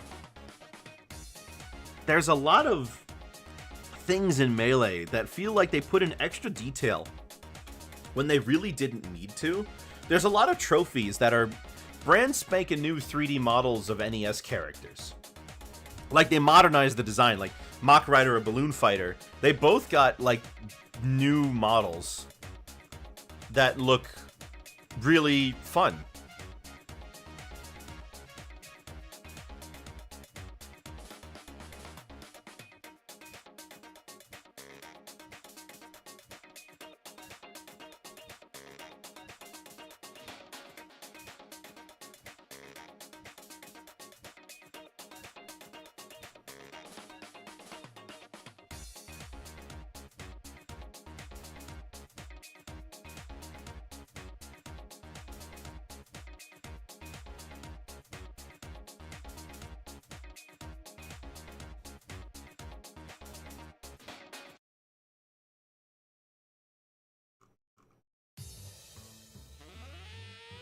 Speedrun character get all achievements and collectibles for the Smash games, and the Melee one looks like an absolute nightmare. How bad is it compared? How bad is it compared to Brawl? I would imagine that Brawls would be harder.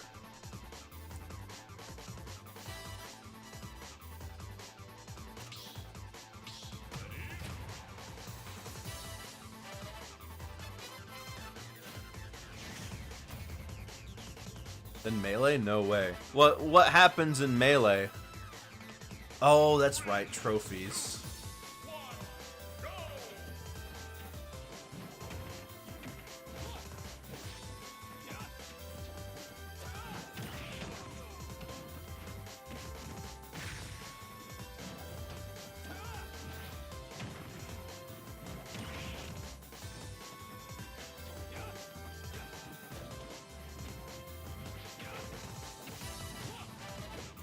Which are the two Melee trophies that often cause this problem?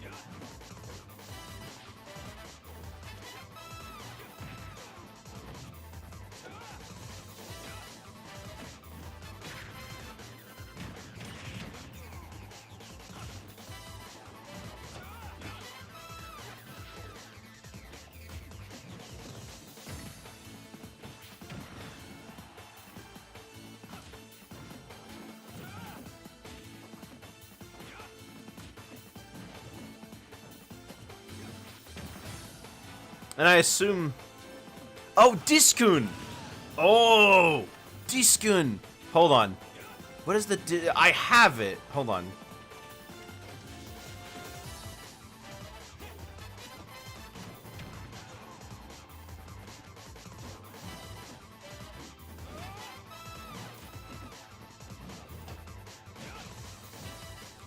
Earn all 249 bonuses.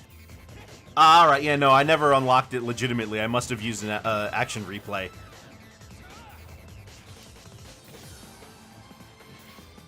That means getting, like, the ones that are, like... One of them is the pacifist one, right? Where you win without doing anything?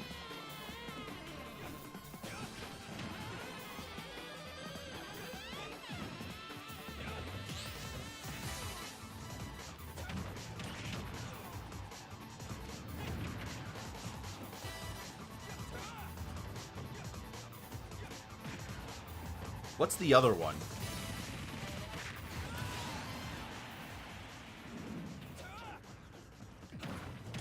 Whoops.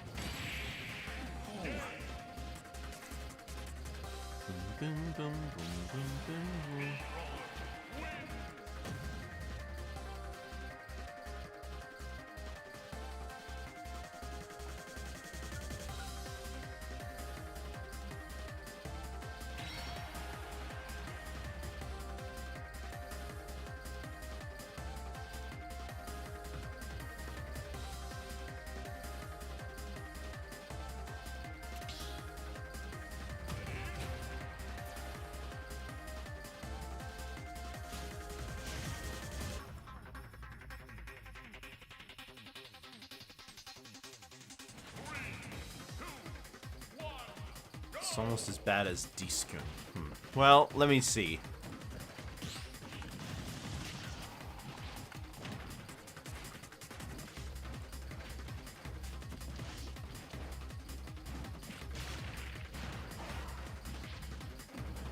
Oh!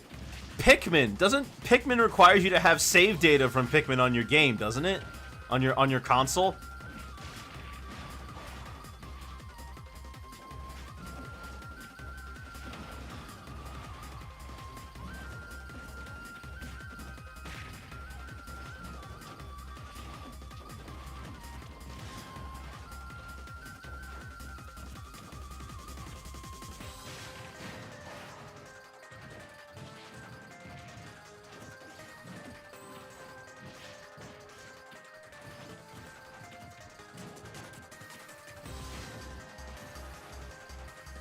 Then, of course, there's also Samus Unmasked, Tamagon, and Mario and Yoshi.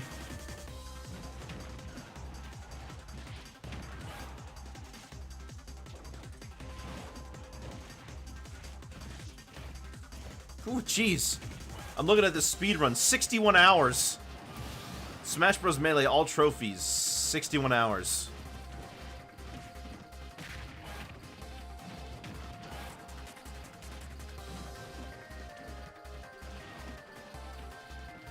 Oh my gosh, I think this run contains probably the worst mistake in the history of speedrunning. I needed 5,000 KOs, not 5,000 matches, so I wasted roughly 6 to 7 hours.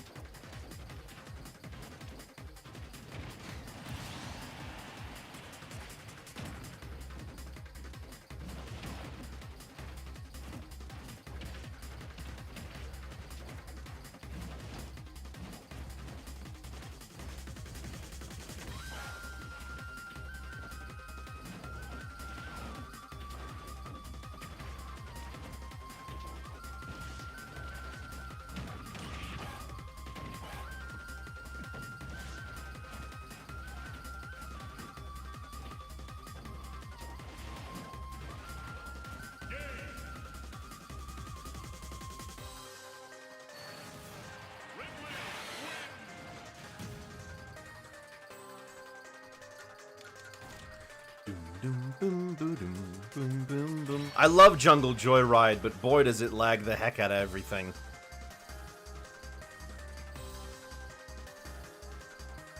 Still does not run well until we get to the, what, the Xbox Series X? Sheriff or Marin? Hold on. Marin. Marin is... Unlock sound test by unlocking all unlockable stages. Maybe not that one.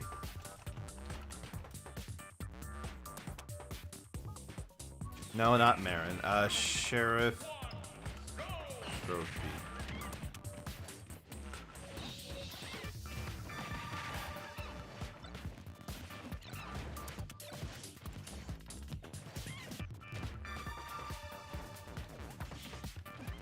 Jen? I looked it up. That one is just unlock the sound test.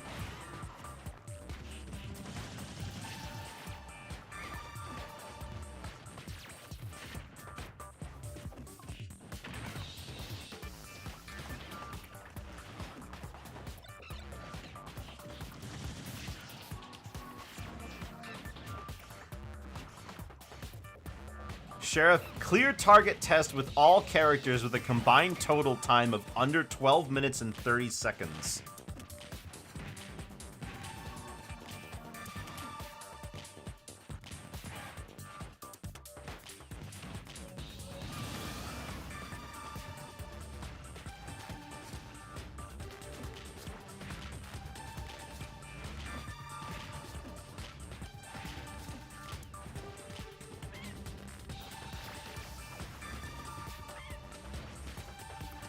Surprise you, but you can't actually join. Well, you didn't surprise me anyway because I saw your name. Anyway, hi Jen. Thank you for joining us for the last one. Surprised you had time.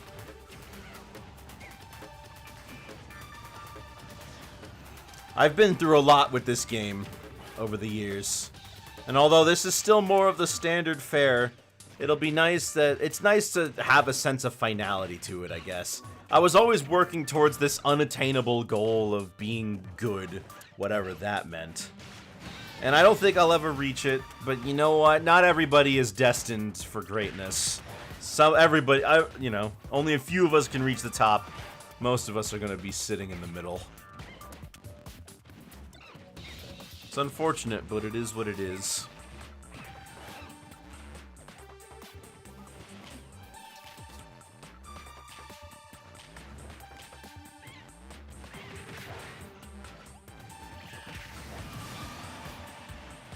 I like I should show up some random stream encounters. How I started talking to you again anyway after years. That's true.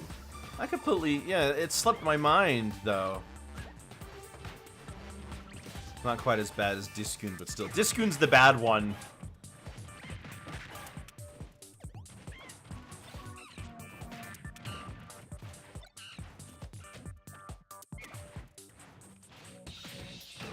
Heard earlier today that it's basically impossible to become a chess grandmaster if you start as an adult. Kind of sad. That's true of most things. If you're over the age of like 17, you can't be an Olympian either. You're pretty much, you're too big at that point.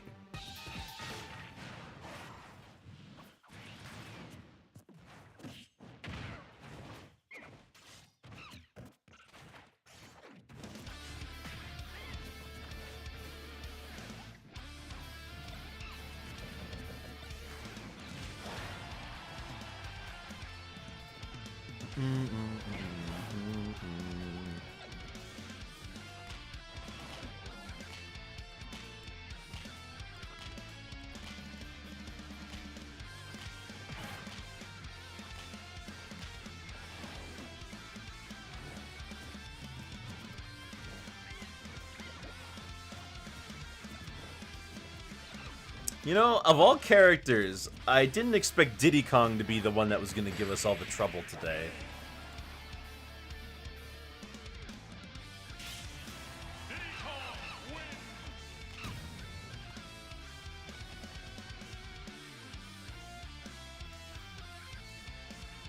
You ending at 4? Nah, we're going to keep going.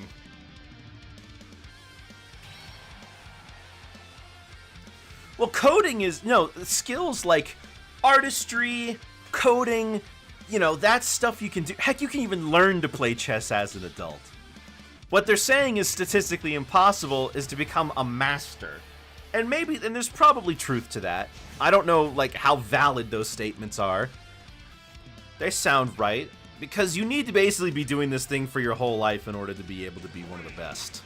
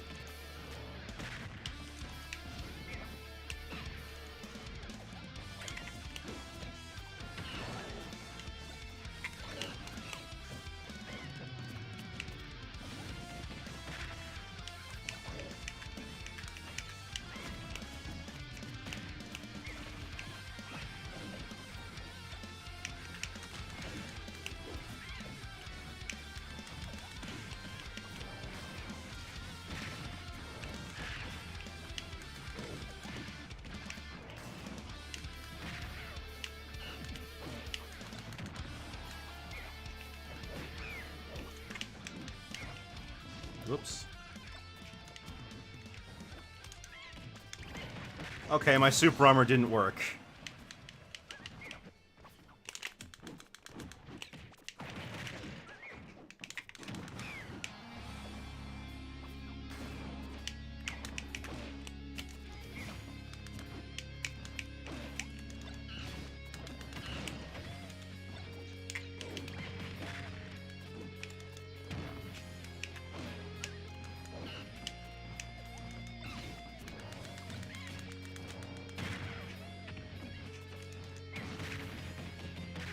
There you go. Jeez.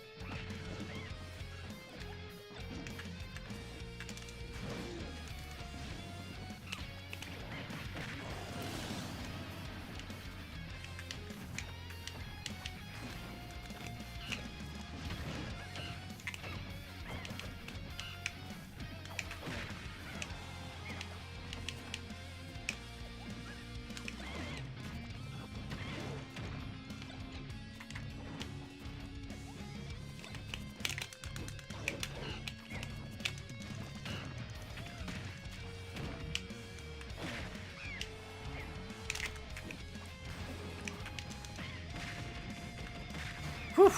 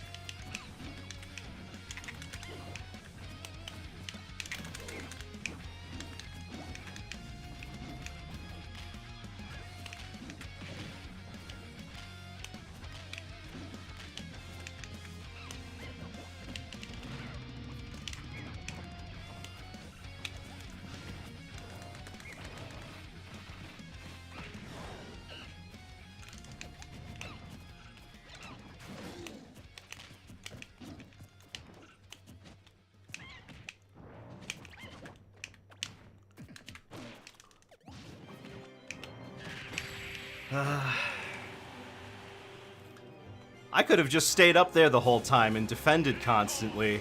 I would have been too far to the right for him to do anything.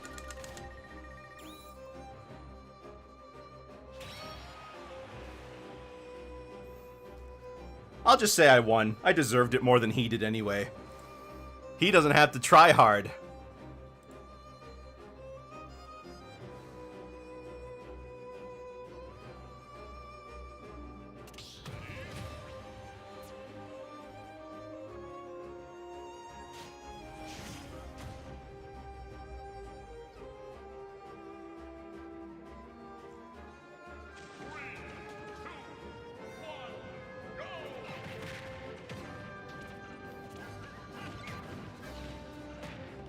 I guess you just have to wait. People eventually start leaving if they lose. This Diddy's made a lot of people quit already.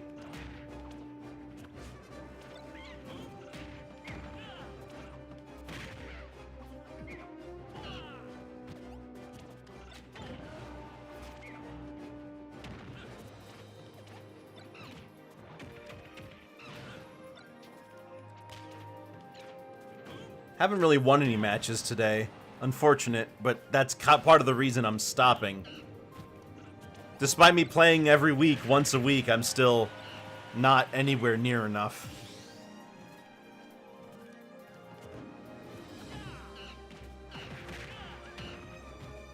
Yeah.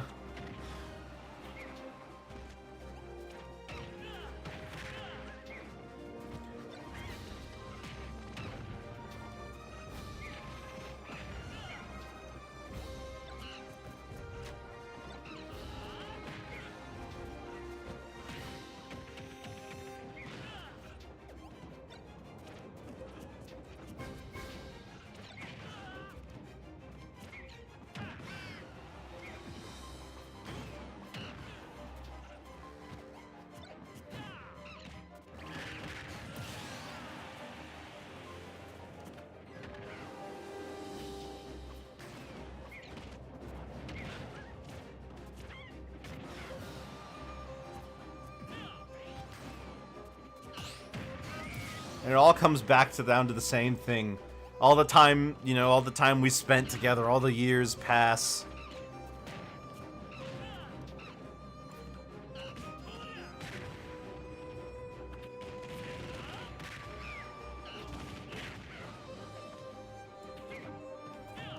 Lost in tears and like tears in the rain. And ultimately, I still get demolished by people online.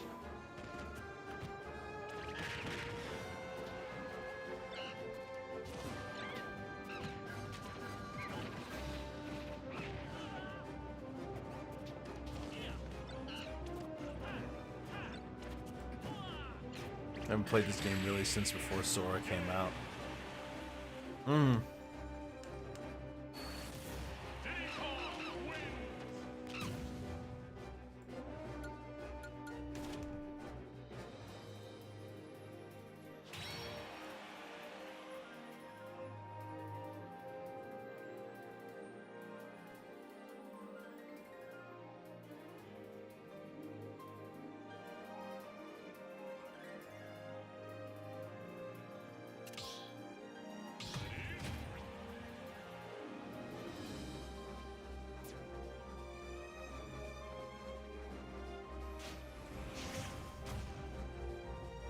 Well, I've seen you have been literally only once a week over most weeks.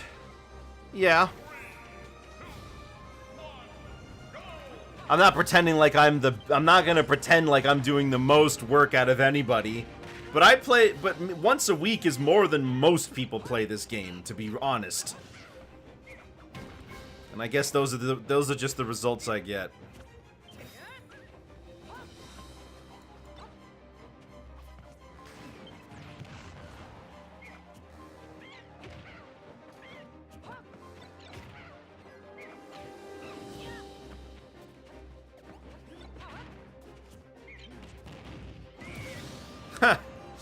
How does it feel?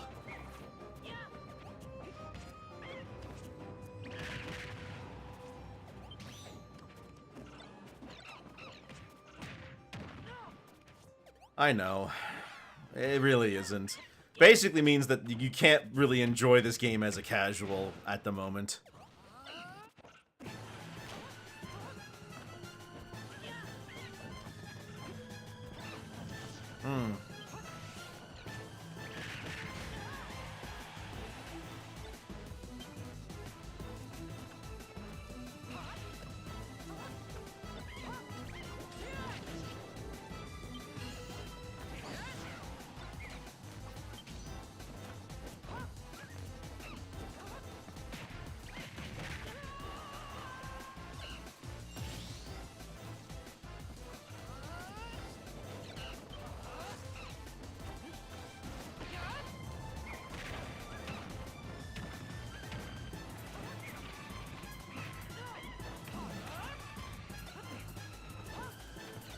still, I hope the next game we get a little bit better on the DK representation side.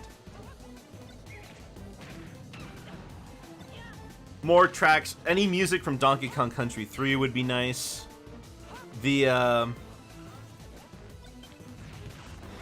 don't know, a new character would be good too. Maybe a stage based on something that's not a jungle.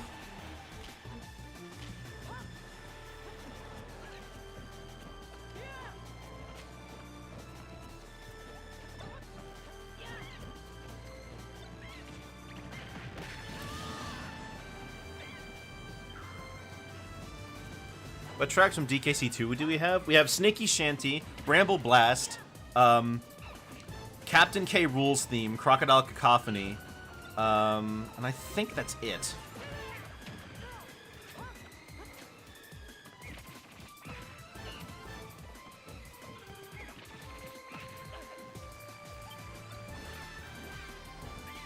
Probably won't play. The next online is still bad.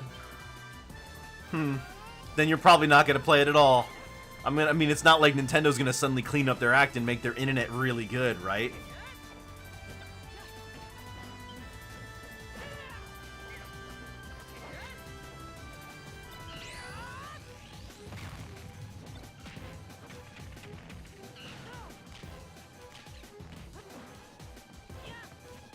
Really mellow and not great for Smash. DKC2, a lot of DKC2 tracks I think could be remixed. Like, Funky's theme in both games could be really good.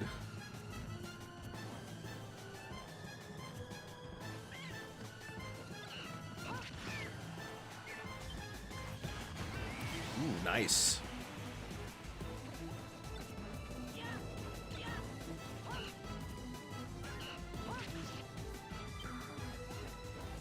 Oh yeah, Lockjaw Saga is really good. I think Mining Melancholy would make a sick remix. Even though it's pretty mellow normally. But from DKC3, I'm imagining there's a couple you could do. Boss Boogie, Nuts and Bolts.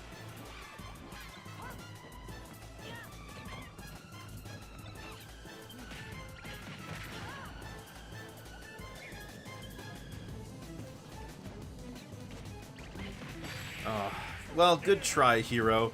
We were all rooting for you. Bamco is in the same boat as Nintendo with Tekken, and then they eventually made the online playable in Tekken 8.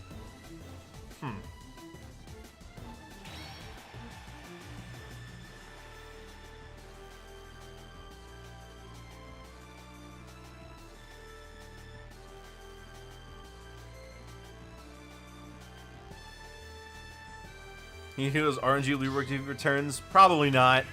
At least they might get rid of crits, but they'll keep the magic.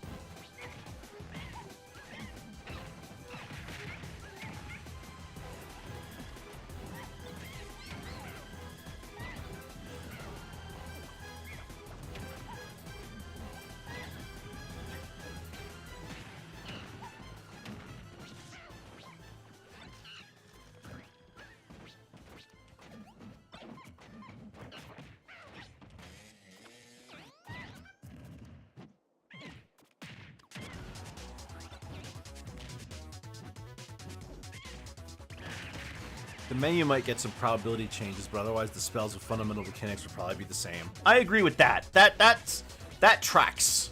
I follow that.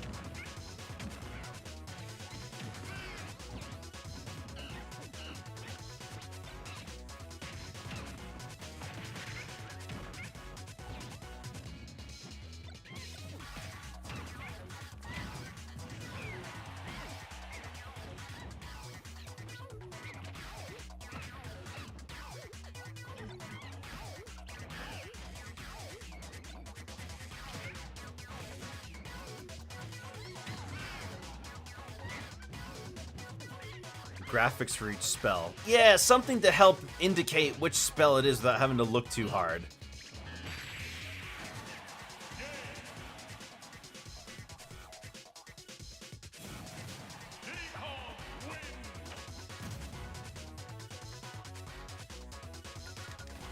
Yeah, the language barrier.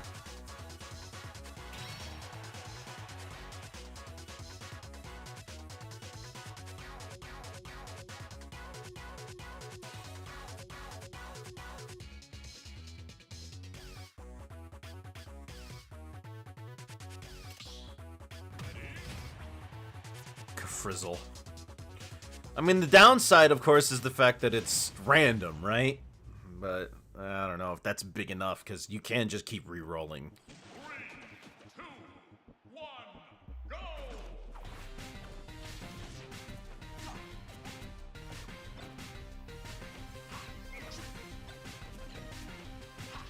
go! Frizzle is the neutral special. Oh, that one. Never mind.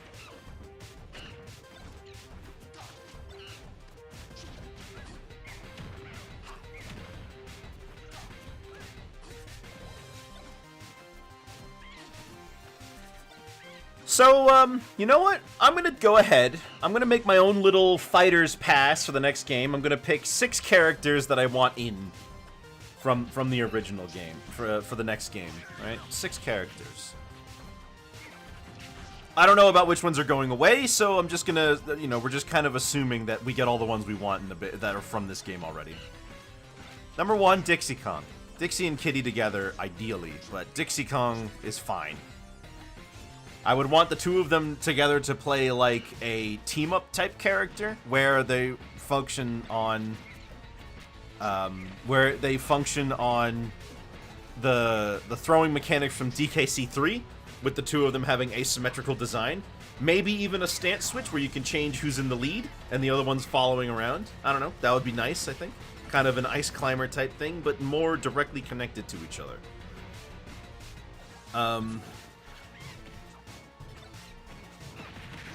Next one, I'm gonna go ahead and suggest that we get a Pokemon that's not a starter or like a face or a legendary, and I'm gonna ask for Archeops. I don't care if it's only my favorite Pokemon and no one else's. Archeops, I'm gonna put him in there. That's my fighter pass. I don't care if he sucks either. Number 3.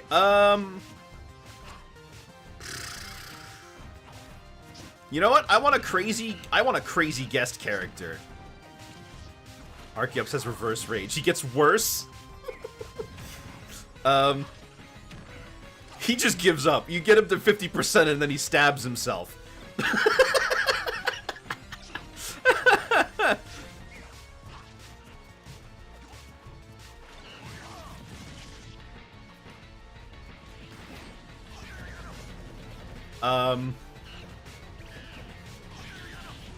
I'm gonna go ahead and say for number 3, I want a crazy crossover character that's never going to happen, so I'm gonna ask for Jak and Daxter. And I guess I'll make number 4 Crash.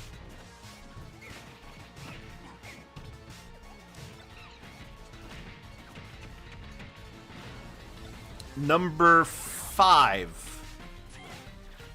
Shadow. I think Shadow deserves it. Shadow or Eggman, one or the other. I think I'd rather have Shadow, personally. And then number 6... You know what? It's never gonna happen, but... I'm gonna go ahead and ask for Midna. I think Midna would have a really cool moveset potential. Midna and Wolf Link together. Yes, it's Link again, but like, come on. It's not. Also, hello, Meta Knight going hard. Yes, it's Link again, but come on. It's Midna and Link, and he'd be a wolf the whole time. I think it would be fine.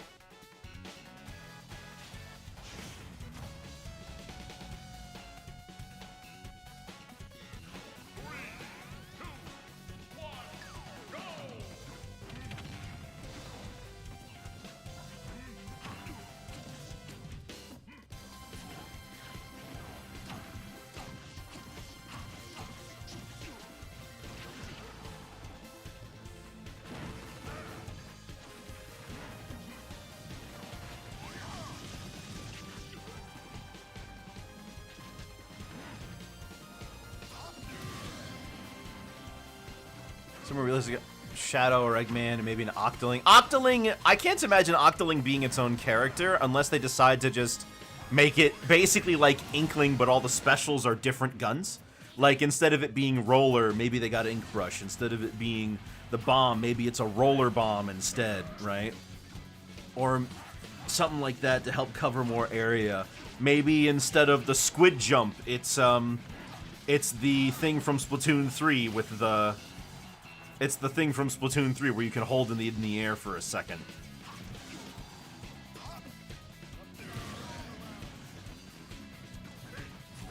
Otherwise, I would want Octoling to just be a skin.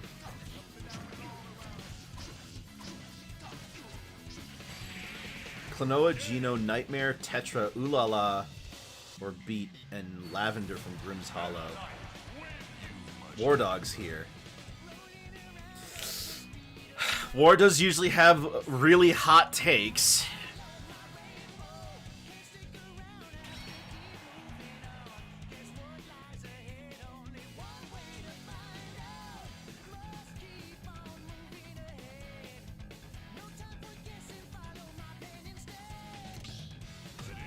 Oh, I saw it. I was just busy having a conversation.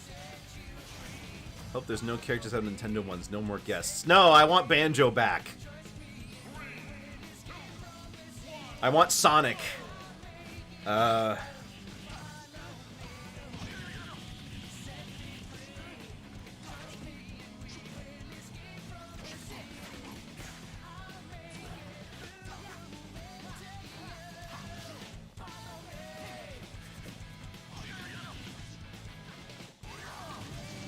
Smash into a celebration of Nintendo. Most of the characters that still get released for Smash games are Nintendo characters.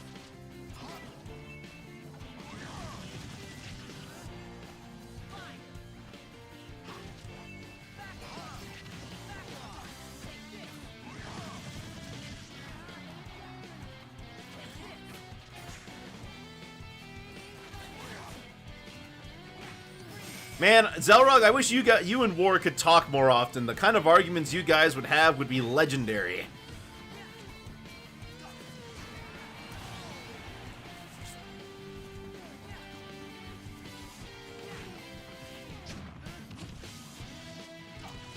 Man, Meta Knight. You know what? I should have realized that if we got a Meta Knight instead of Diddy, it was just going to be worse.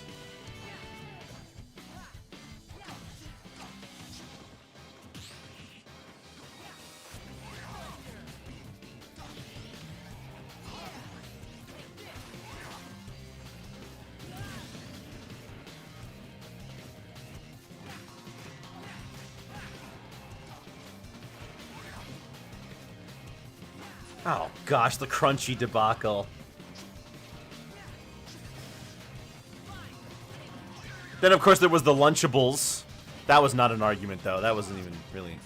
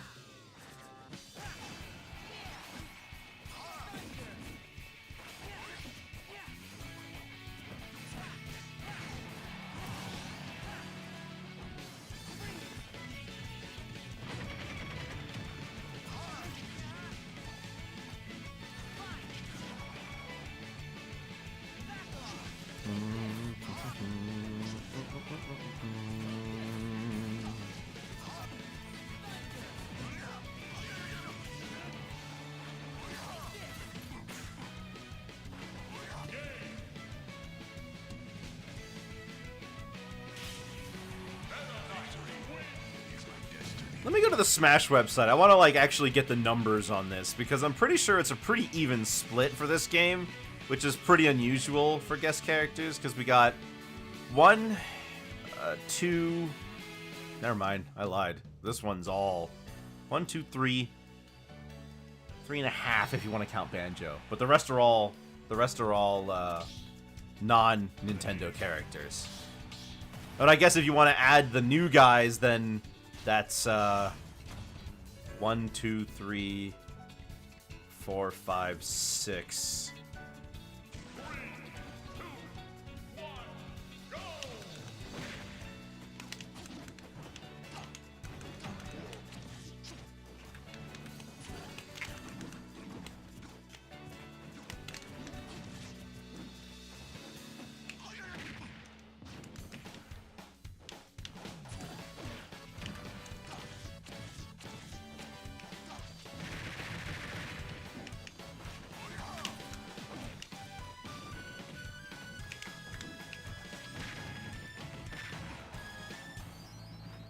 Yeah.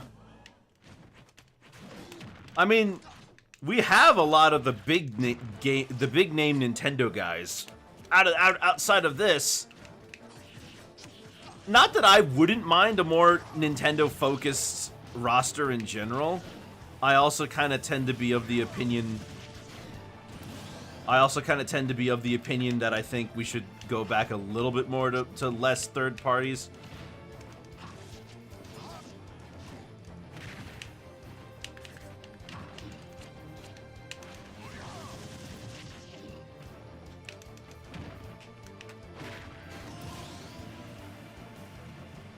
For me, it's weird that it took like 3 games for Donkey Kong it took 5 games for Donkey Kong to reach 3 characters. Meanwhile, Fire Emblem is sitting over here with like 10.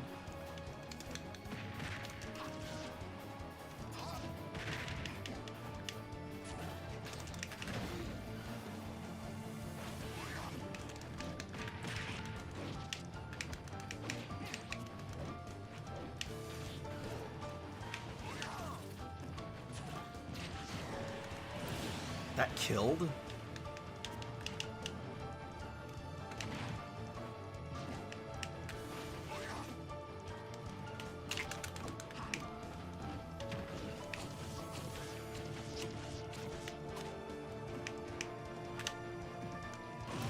Alright, I'll take it.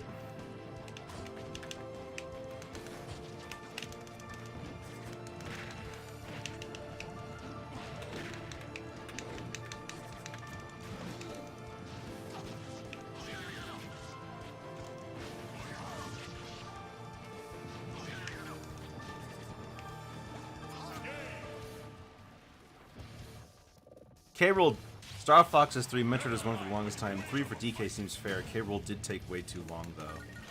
I mean, I know Metroid has this problem of Samus being such a loner.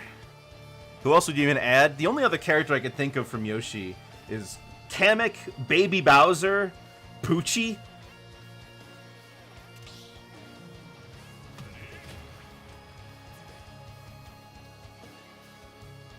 Poochie's really the only one that's like truly original. I think the first time Poochie made his appearance in a Mario game proper was in like Mario Kart 8 when they added that Yoshi's Island track. Kamek is by all intents and purposes like the main villain of the series. He's always been more involved than Bowser was. But it does kind of suck that Yoshi's main bad guy is Mario's. Yoshi being its own series makes sense. So I understand the idea of making it its own. But I mean, back in the N64 games, making Yoshi's its own series was certainly an interesting choice, considering that at that time, the only Yoshi games that were branded as Yoshi were Yoshi on the NES, which had Mario in it, Yoshi's Safari, which you played as Mario, Super Mario World 2 Yoshi's Island, which had Baby Mario in the entire thing, and Yoshi's Story, which doesn't have Mario, but it still has Bowser. So it's like, it's still intrinsically tied to the Mario series in such a way that I'm surprised they considered it its own thing. And they also and of course there's also, there's the fact that the Super Mario World stage is considered a Yoshi series stage, which means that all the Super Mario World music, except for one, can't even be played on that stage in this game. Let that stage use Mario and Yoshi music, by the way. That's also true. I mean, in the Japanese version, Kamek's Kamek doesn't even have a name that's different from the other Magic Koopas. In fact, Kamek is the Magic Koopa's name in Japan.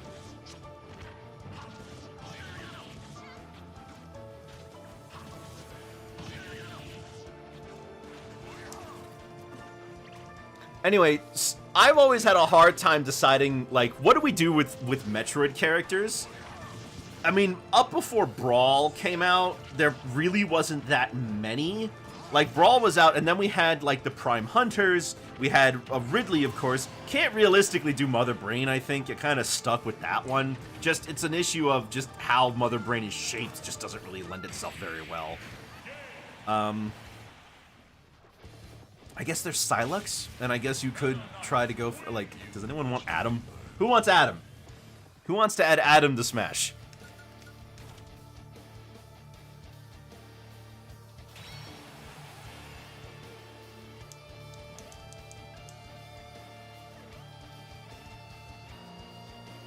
Ravenbeak? Raven, the big bad of the Prime. Oh, jeez. Thanks, Slayer. I forgot that was the sound for that. Ravenbeak is the main villain of Metroid 5, Metroid Dread. He's not in the other ones. The main big bad of the Prime series is the Metroid Prime, because that was what you fought in Prime 1, and then in Prime 2 it was Dark Samus. In Prime 3 the main bad guy was Ridley, and we don't know who the villain in Prime 4 is, but it's probably Sylux. Sylux was in the trailer for Prime 4.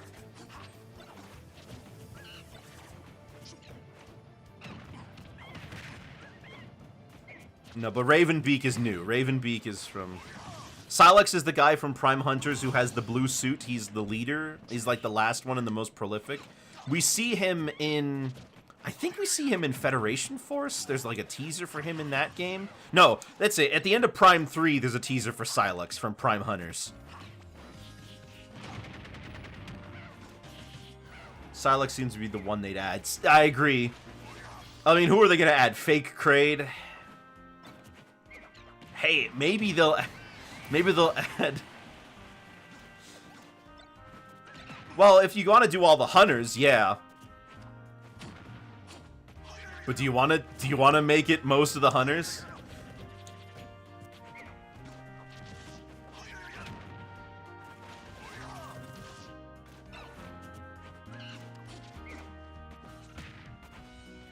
I mean, the fact that we got Dark Samus is cool. You know, being the first American character in the game.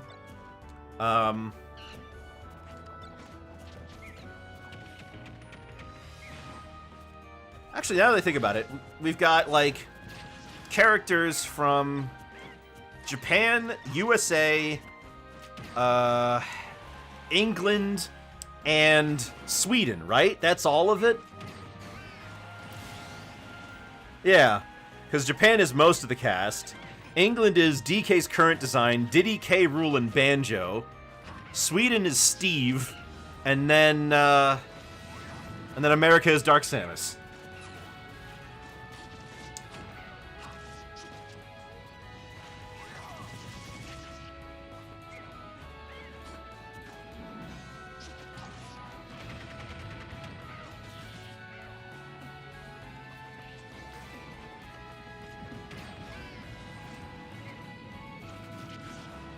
Naughty Dog are American.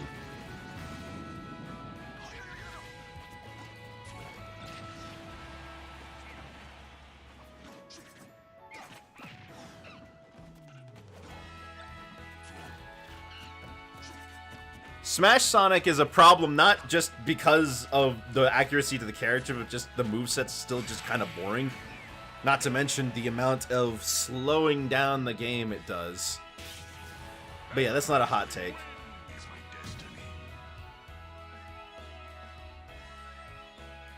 What? Oh, Ganon? Yeah, Ganon could be up for a rework. I mean, if they leave Ganondorf as he is and then we add... if we leave Ganondorf as he is, but then we add Pig Ganon, that wouldn't be so bad.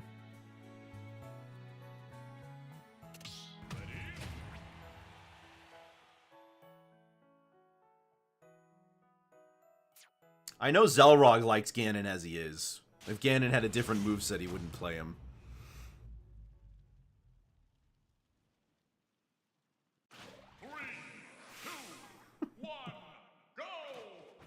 Oops, all 7 minutes passed even though I'm Speed Incarnate. You just don't understand the level of speed that Sonic is on.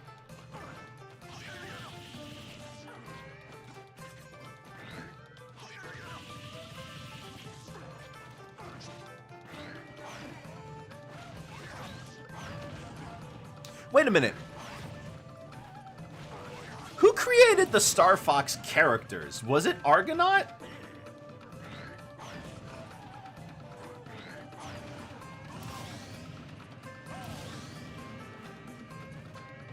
Oh yeah, Luigi is basically like this lanky green weirdo and not the Luigi we know. I mean, that's because his personality wasn't really developed until Luigi's Mansion. So Smash 64 kind of did whatever, and Melee didn't have much time to refine after Luigi's Mansion.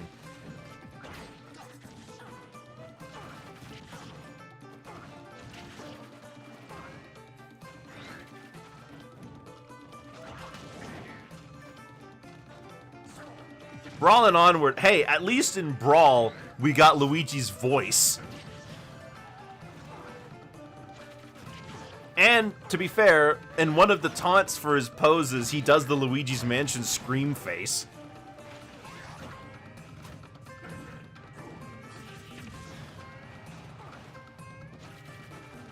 The Cowardice has worked his way in, and plus he's got the Poltergust now.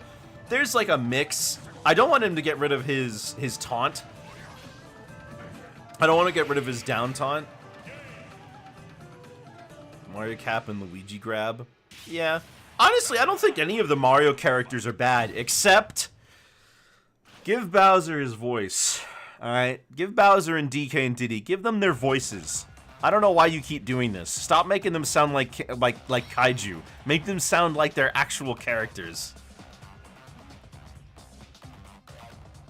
Alright, I think Bobo... Did Bobo go through everyone? Or nah?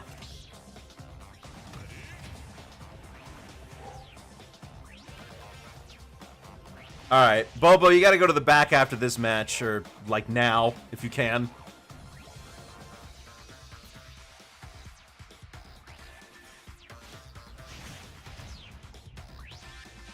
Was Luigi's dash attack still scuffed in Brawl, or was it only for that in 64 and Melee? Because it's missing the hitbox in 64. The hitbox doesn't exist in Melee.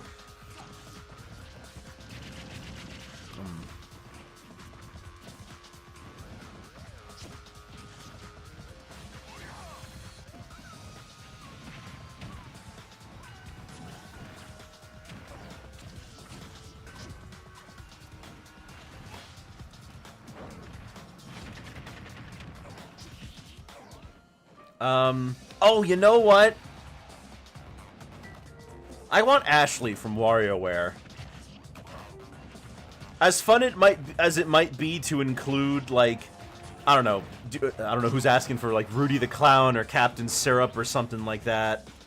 I think Ashley is, like, if we get any Wario character, she's a shoo-in, right? Like, she's clearly the most popular Wario character, and it's not even close. What are assist trophies you think are in the cards? Well, assist trophies could be almost anybody, so I don't really think it matters for those. But, because they focus more about a gameplay thing. Well, Knuckles is already an assist trophy.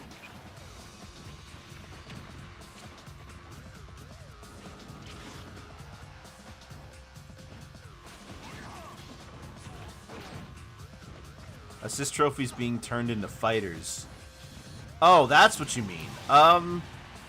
Well, Zero,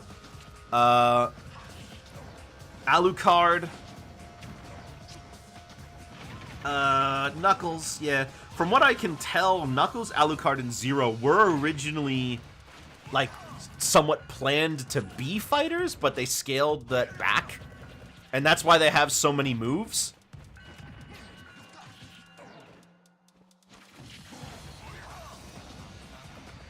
They also need to have Roger redo Sonic's voice lines. Please, give him, like, original voice lines that make more sense. Jason's were original for Brawl. Please just give Sonic different voice lines.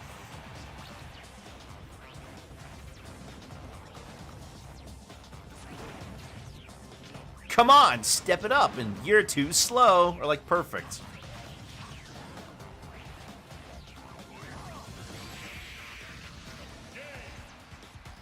Oof.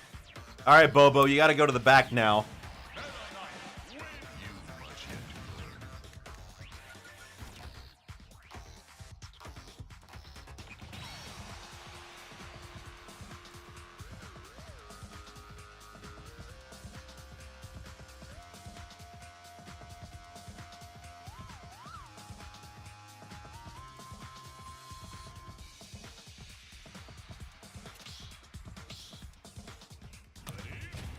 All right.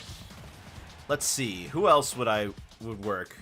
Oh, Akira from Virtua Fighter. That would be Dylan. Oh, Dylan would be fun. Girahim, Gray Fox, Guile. Oh,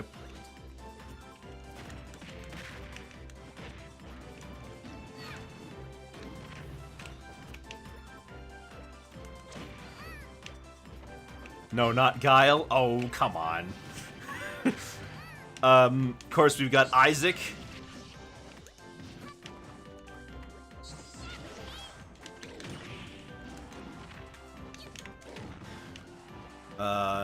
Knuckle Joe. I don't know about Knuckle Joe. He'd be fun. He'd be interesting.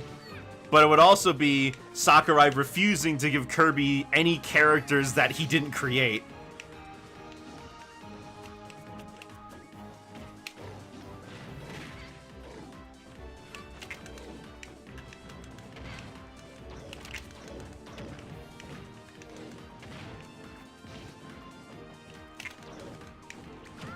You really want another zoner? He's like an anti-zoner. He'll just sit there and wait for you.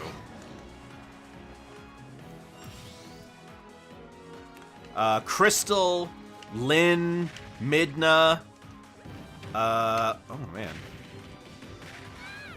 Phosphora, Riki, Rodan, the Sable Prince, Samurai Goro, Shadow, Shovel Knight, Skull Kid, Starfy, Suckapon, Takamaru, Tiki, Waluigi.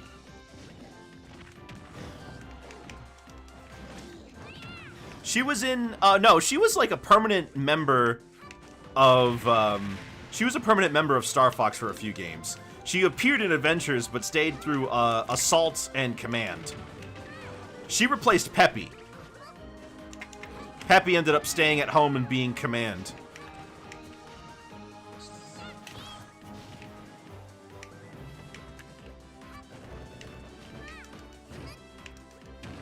I guess she just doesn't have to be a princess anymore.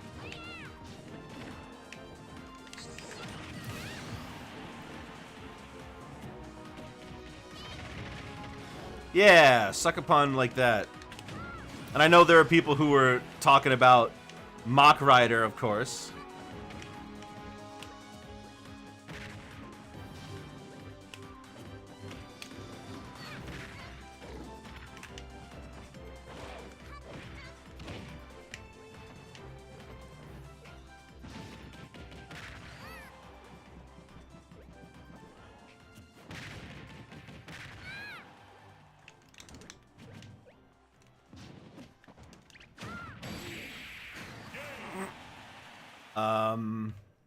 Let's see. Donkey Kong wins. Ouchie, ouch.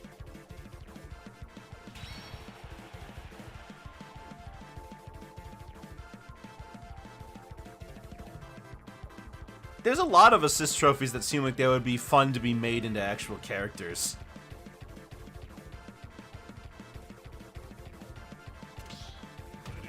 I still want to add in Black Shadow or...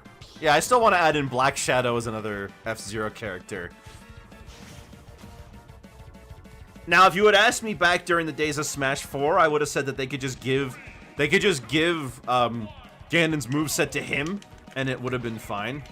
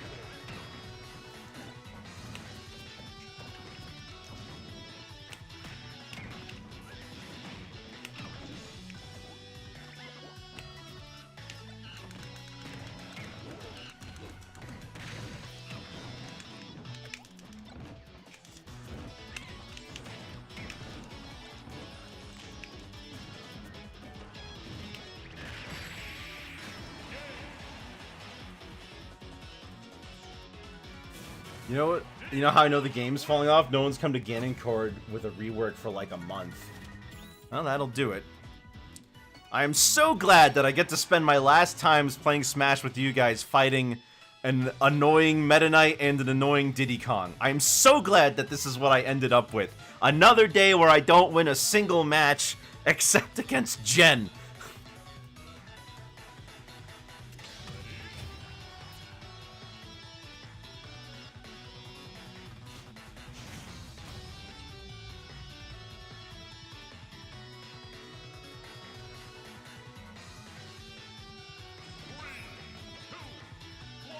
I didn't fight you.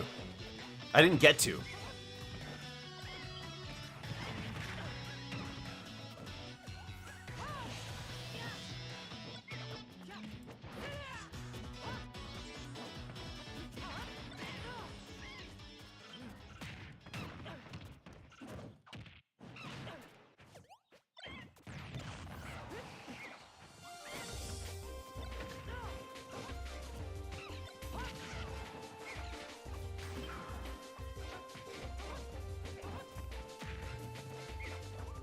Not likely. We've only got 15 minutes left.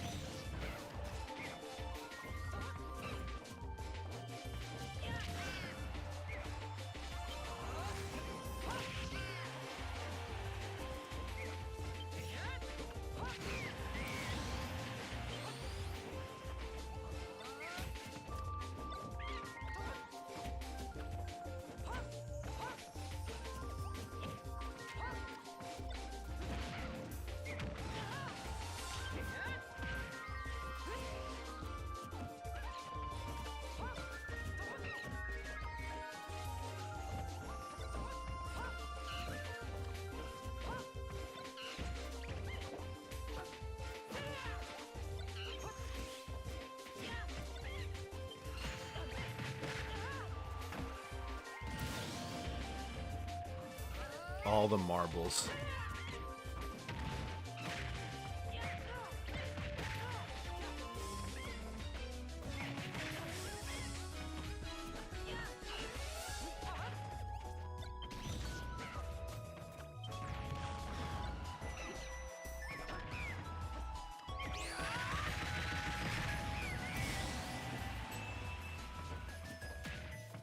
Ugh.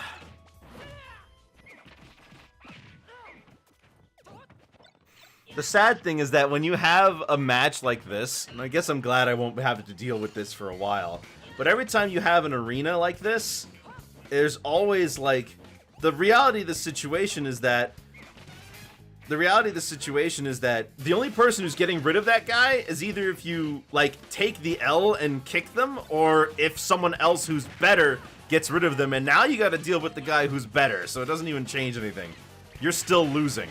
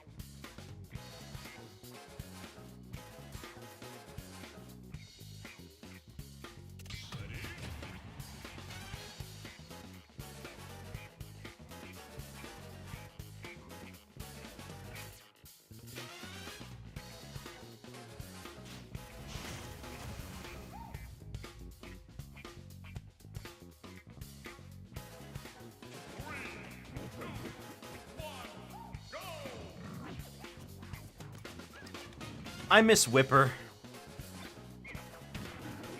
Shame I didn't get to see him one last time.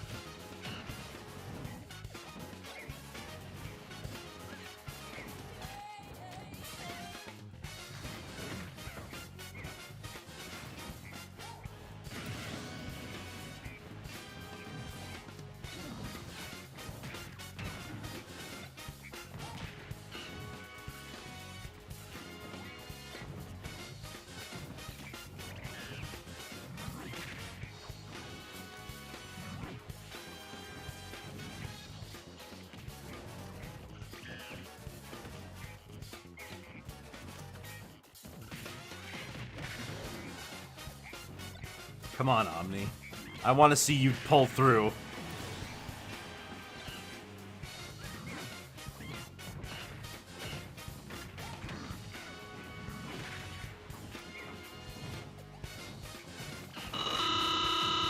Oh, jeez. Wow. Thanks for all you guys bringing the party, but I'm sorry to say that we will be ending soon, and this is my last Smash stream for a long while.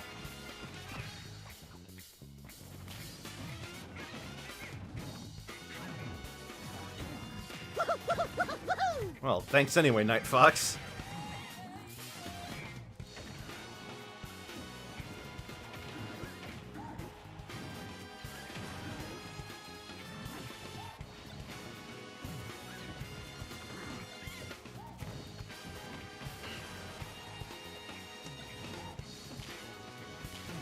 I don't have anything planned for Fridays yet, by the way. I might just end up using them as just more regular stream days instead. Get more games done that way, you know? Not that I have an issue with getting games completed, to be fair.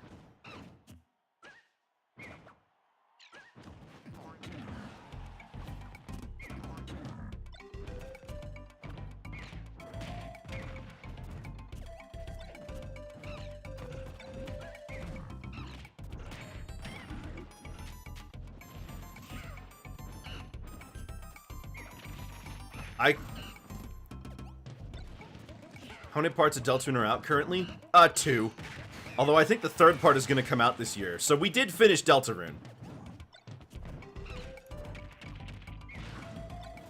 Marvel Rivals, unless...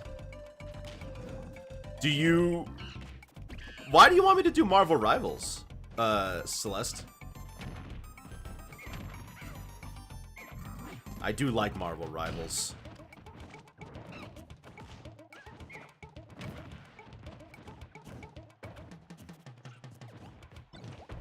I do have a lot of fun with Marvel Rivals, but I don't want to make that like, this is Marvel Rivals Day. Alright, you know what though?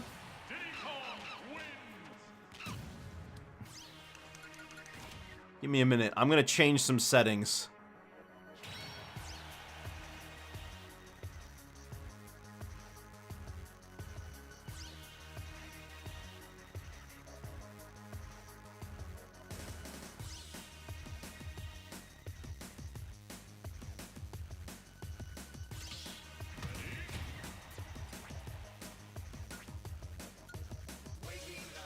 Oh. You know what? I'm closing the arena. We're just gonna restart.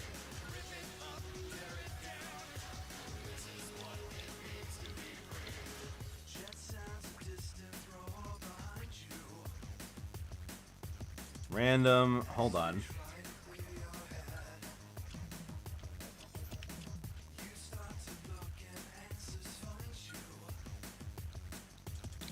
There we go. Now I want Jen, Celeste, and Zelrog in here.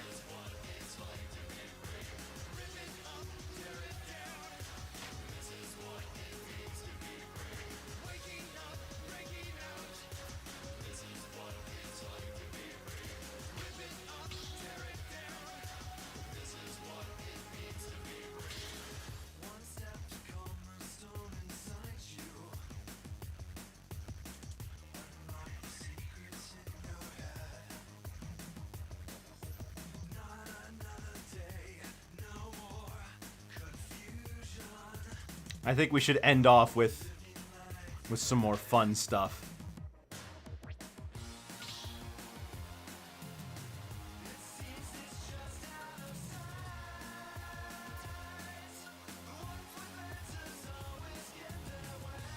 Oh, I can't change this. Oh, okay.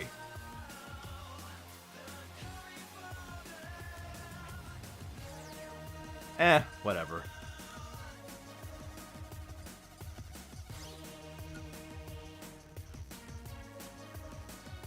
Can't change that either. Alright, fine, whatever. Who was that guy? Get him out of here. Should have just said it's only 4. Alright, let's do this.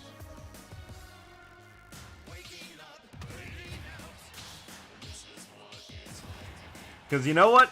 Maybe we can go back to the way we used to play Smash when we were kids.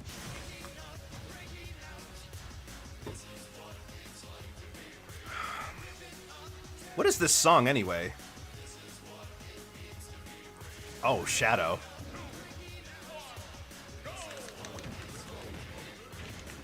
Alright, I think that took care of itself.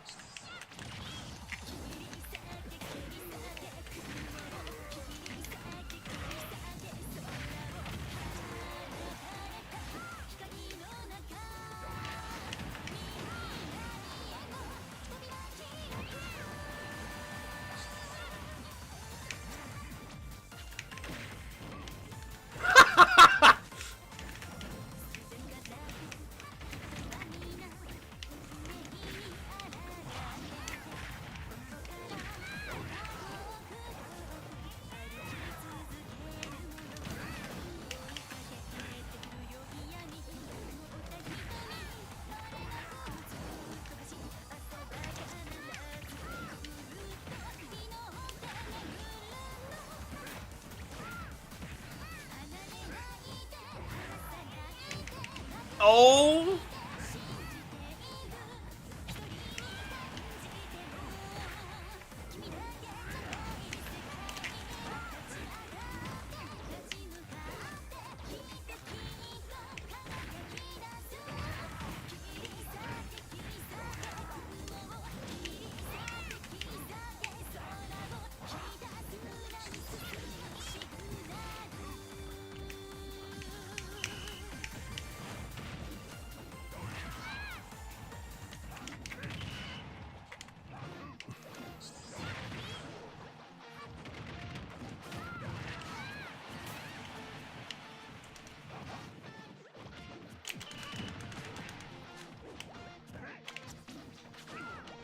This is a very fitting song. Gosh!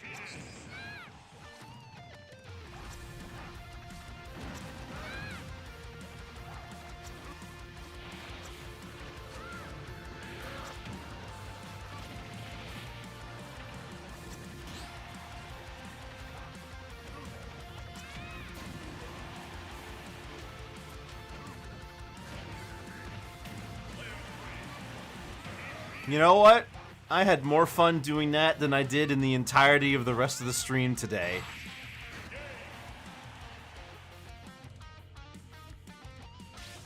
We got time for one last one.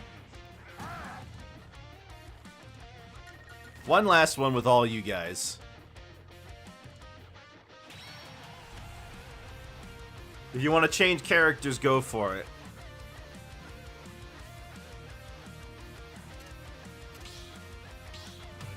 Whoa! What the heck? Wait!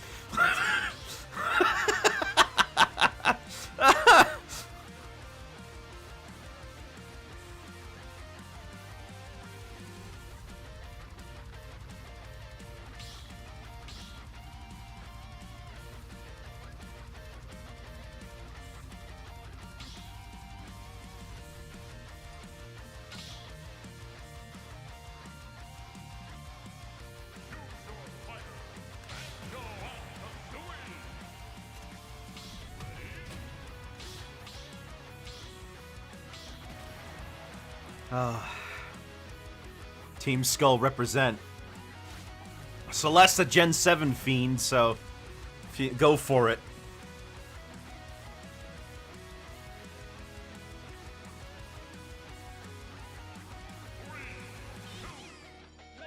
Alright, fine.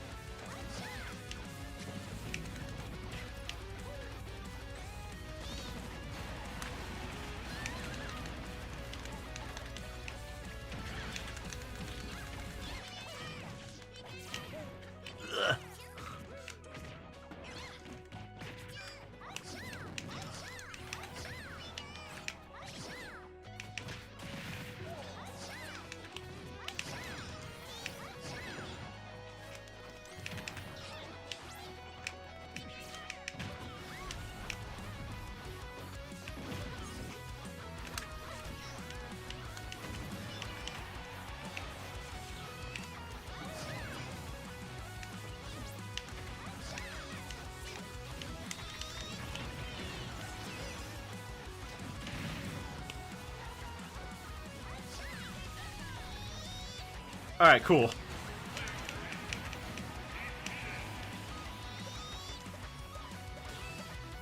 Oh my gosh.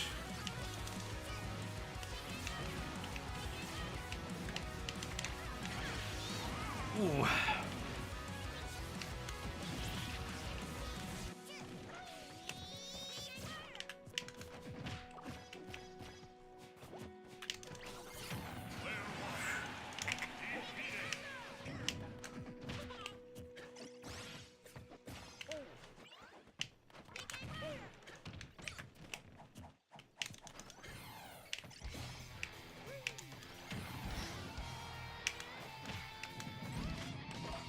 Ow.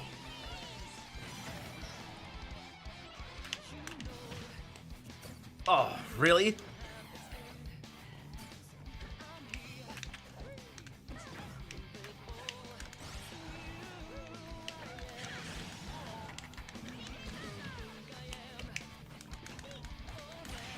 Oh, gosh. There we go. Woo! I had to tap into my pie. I had to tap into un pie. You know what though? That's a good place to stop it off on. Wonder Wing is annoying in FFA. I will agree. I'll give you that. But you know what? That's it. That's it for today. That's it for presumably until the next Smash comes out. Assuming we're still going that whole time. So, from me to you guys, thanks for sticking out this long. It's been quite an adventure over the many ups and many downs that Smash provides. However, I don't regret the time I spent with it. I had fun playing with all of you guys, and it's been a big part of my life these past couple of years. I hope you'll stick around for the other streams that I do, and I can't wait to see you guys again when the next Smash game comes out. The next time I'll be seeing you guys will be on Monday, when we'll be starring Sly Cooper Thieves in Time, or Sly 4 as it's also known. Have yourselves a very good afternoon and a good night. Good luck out there in your smashing endeavors, and that's all, folks.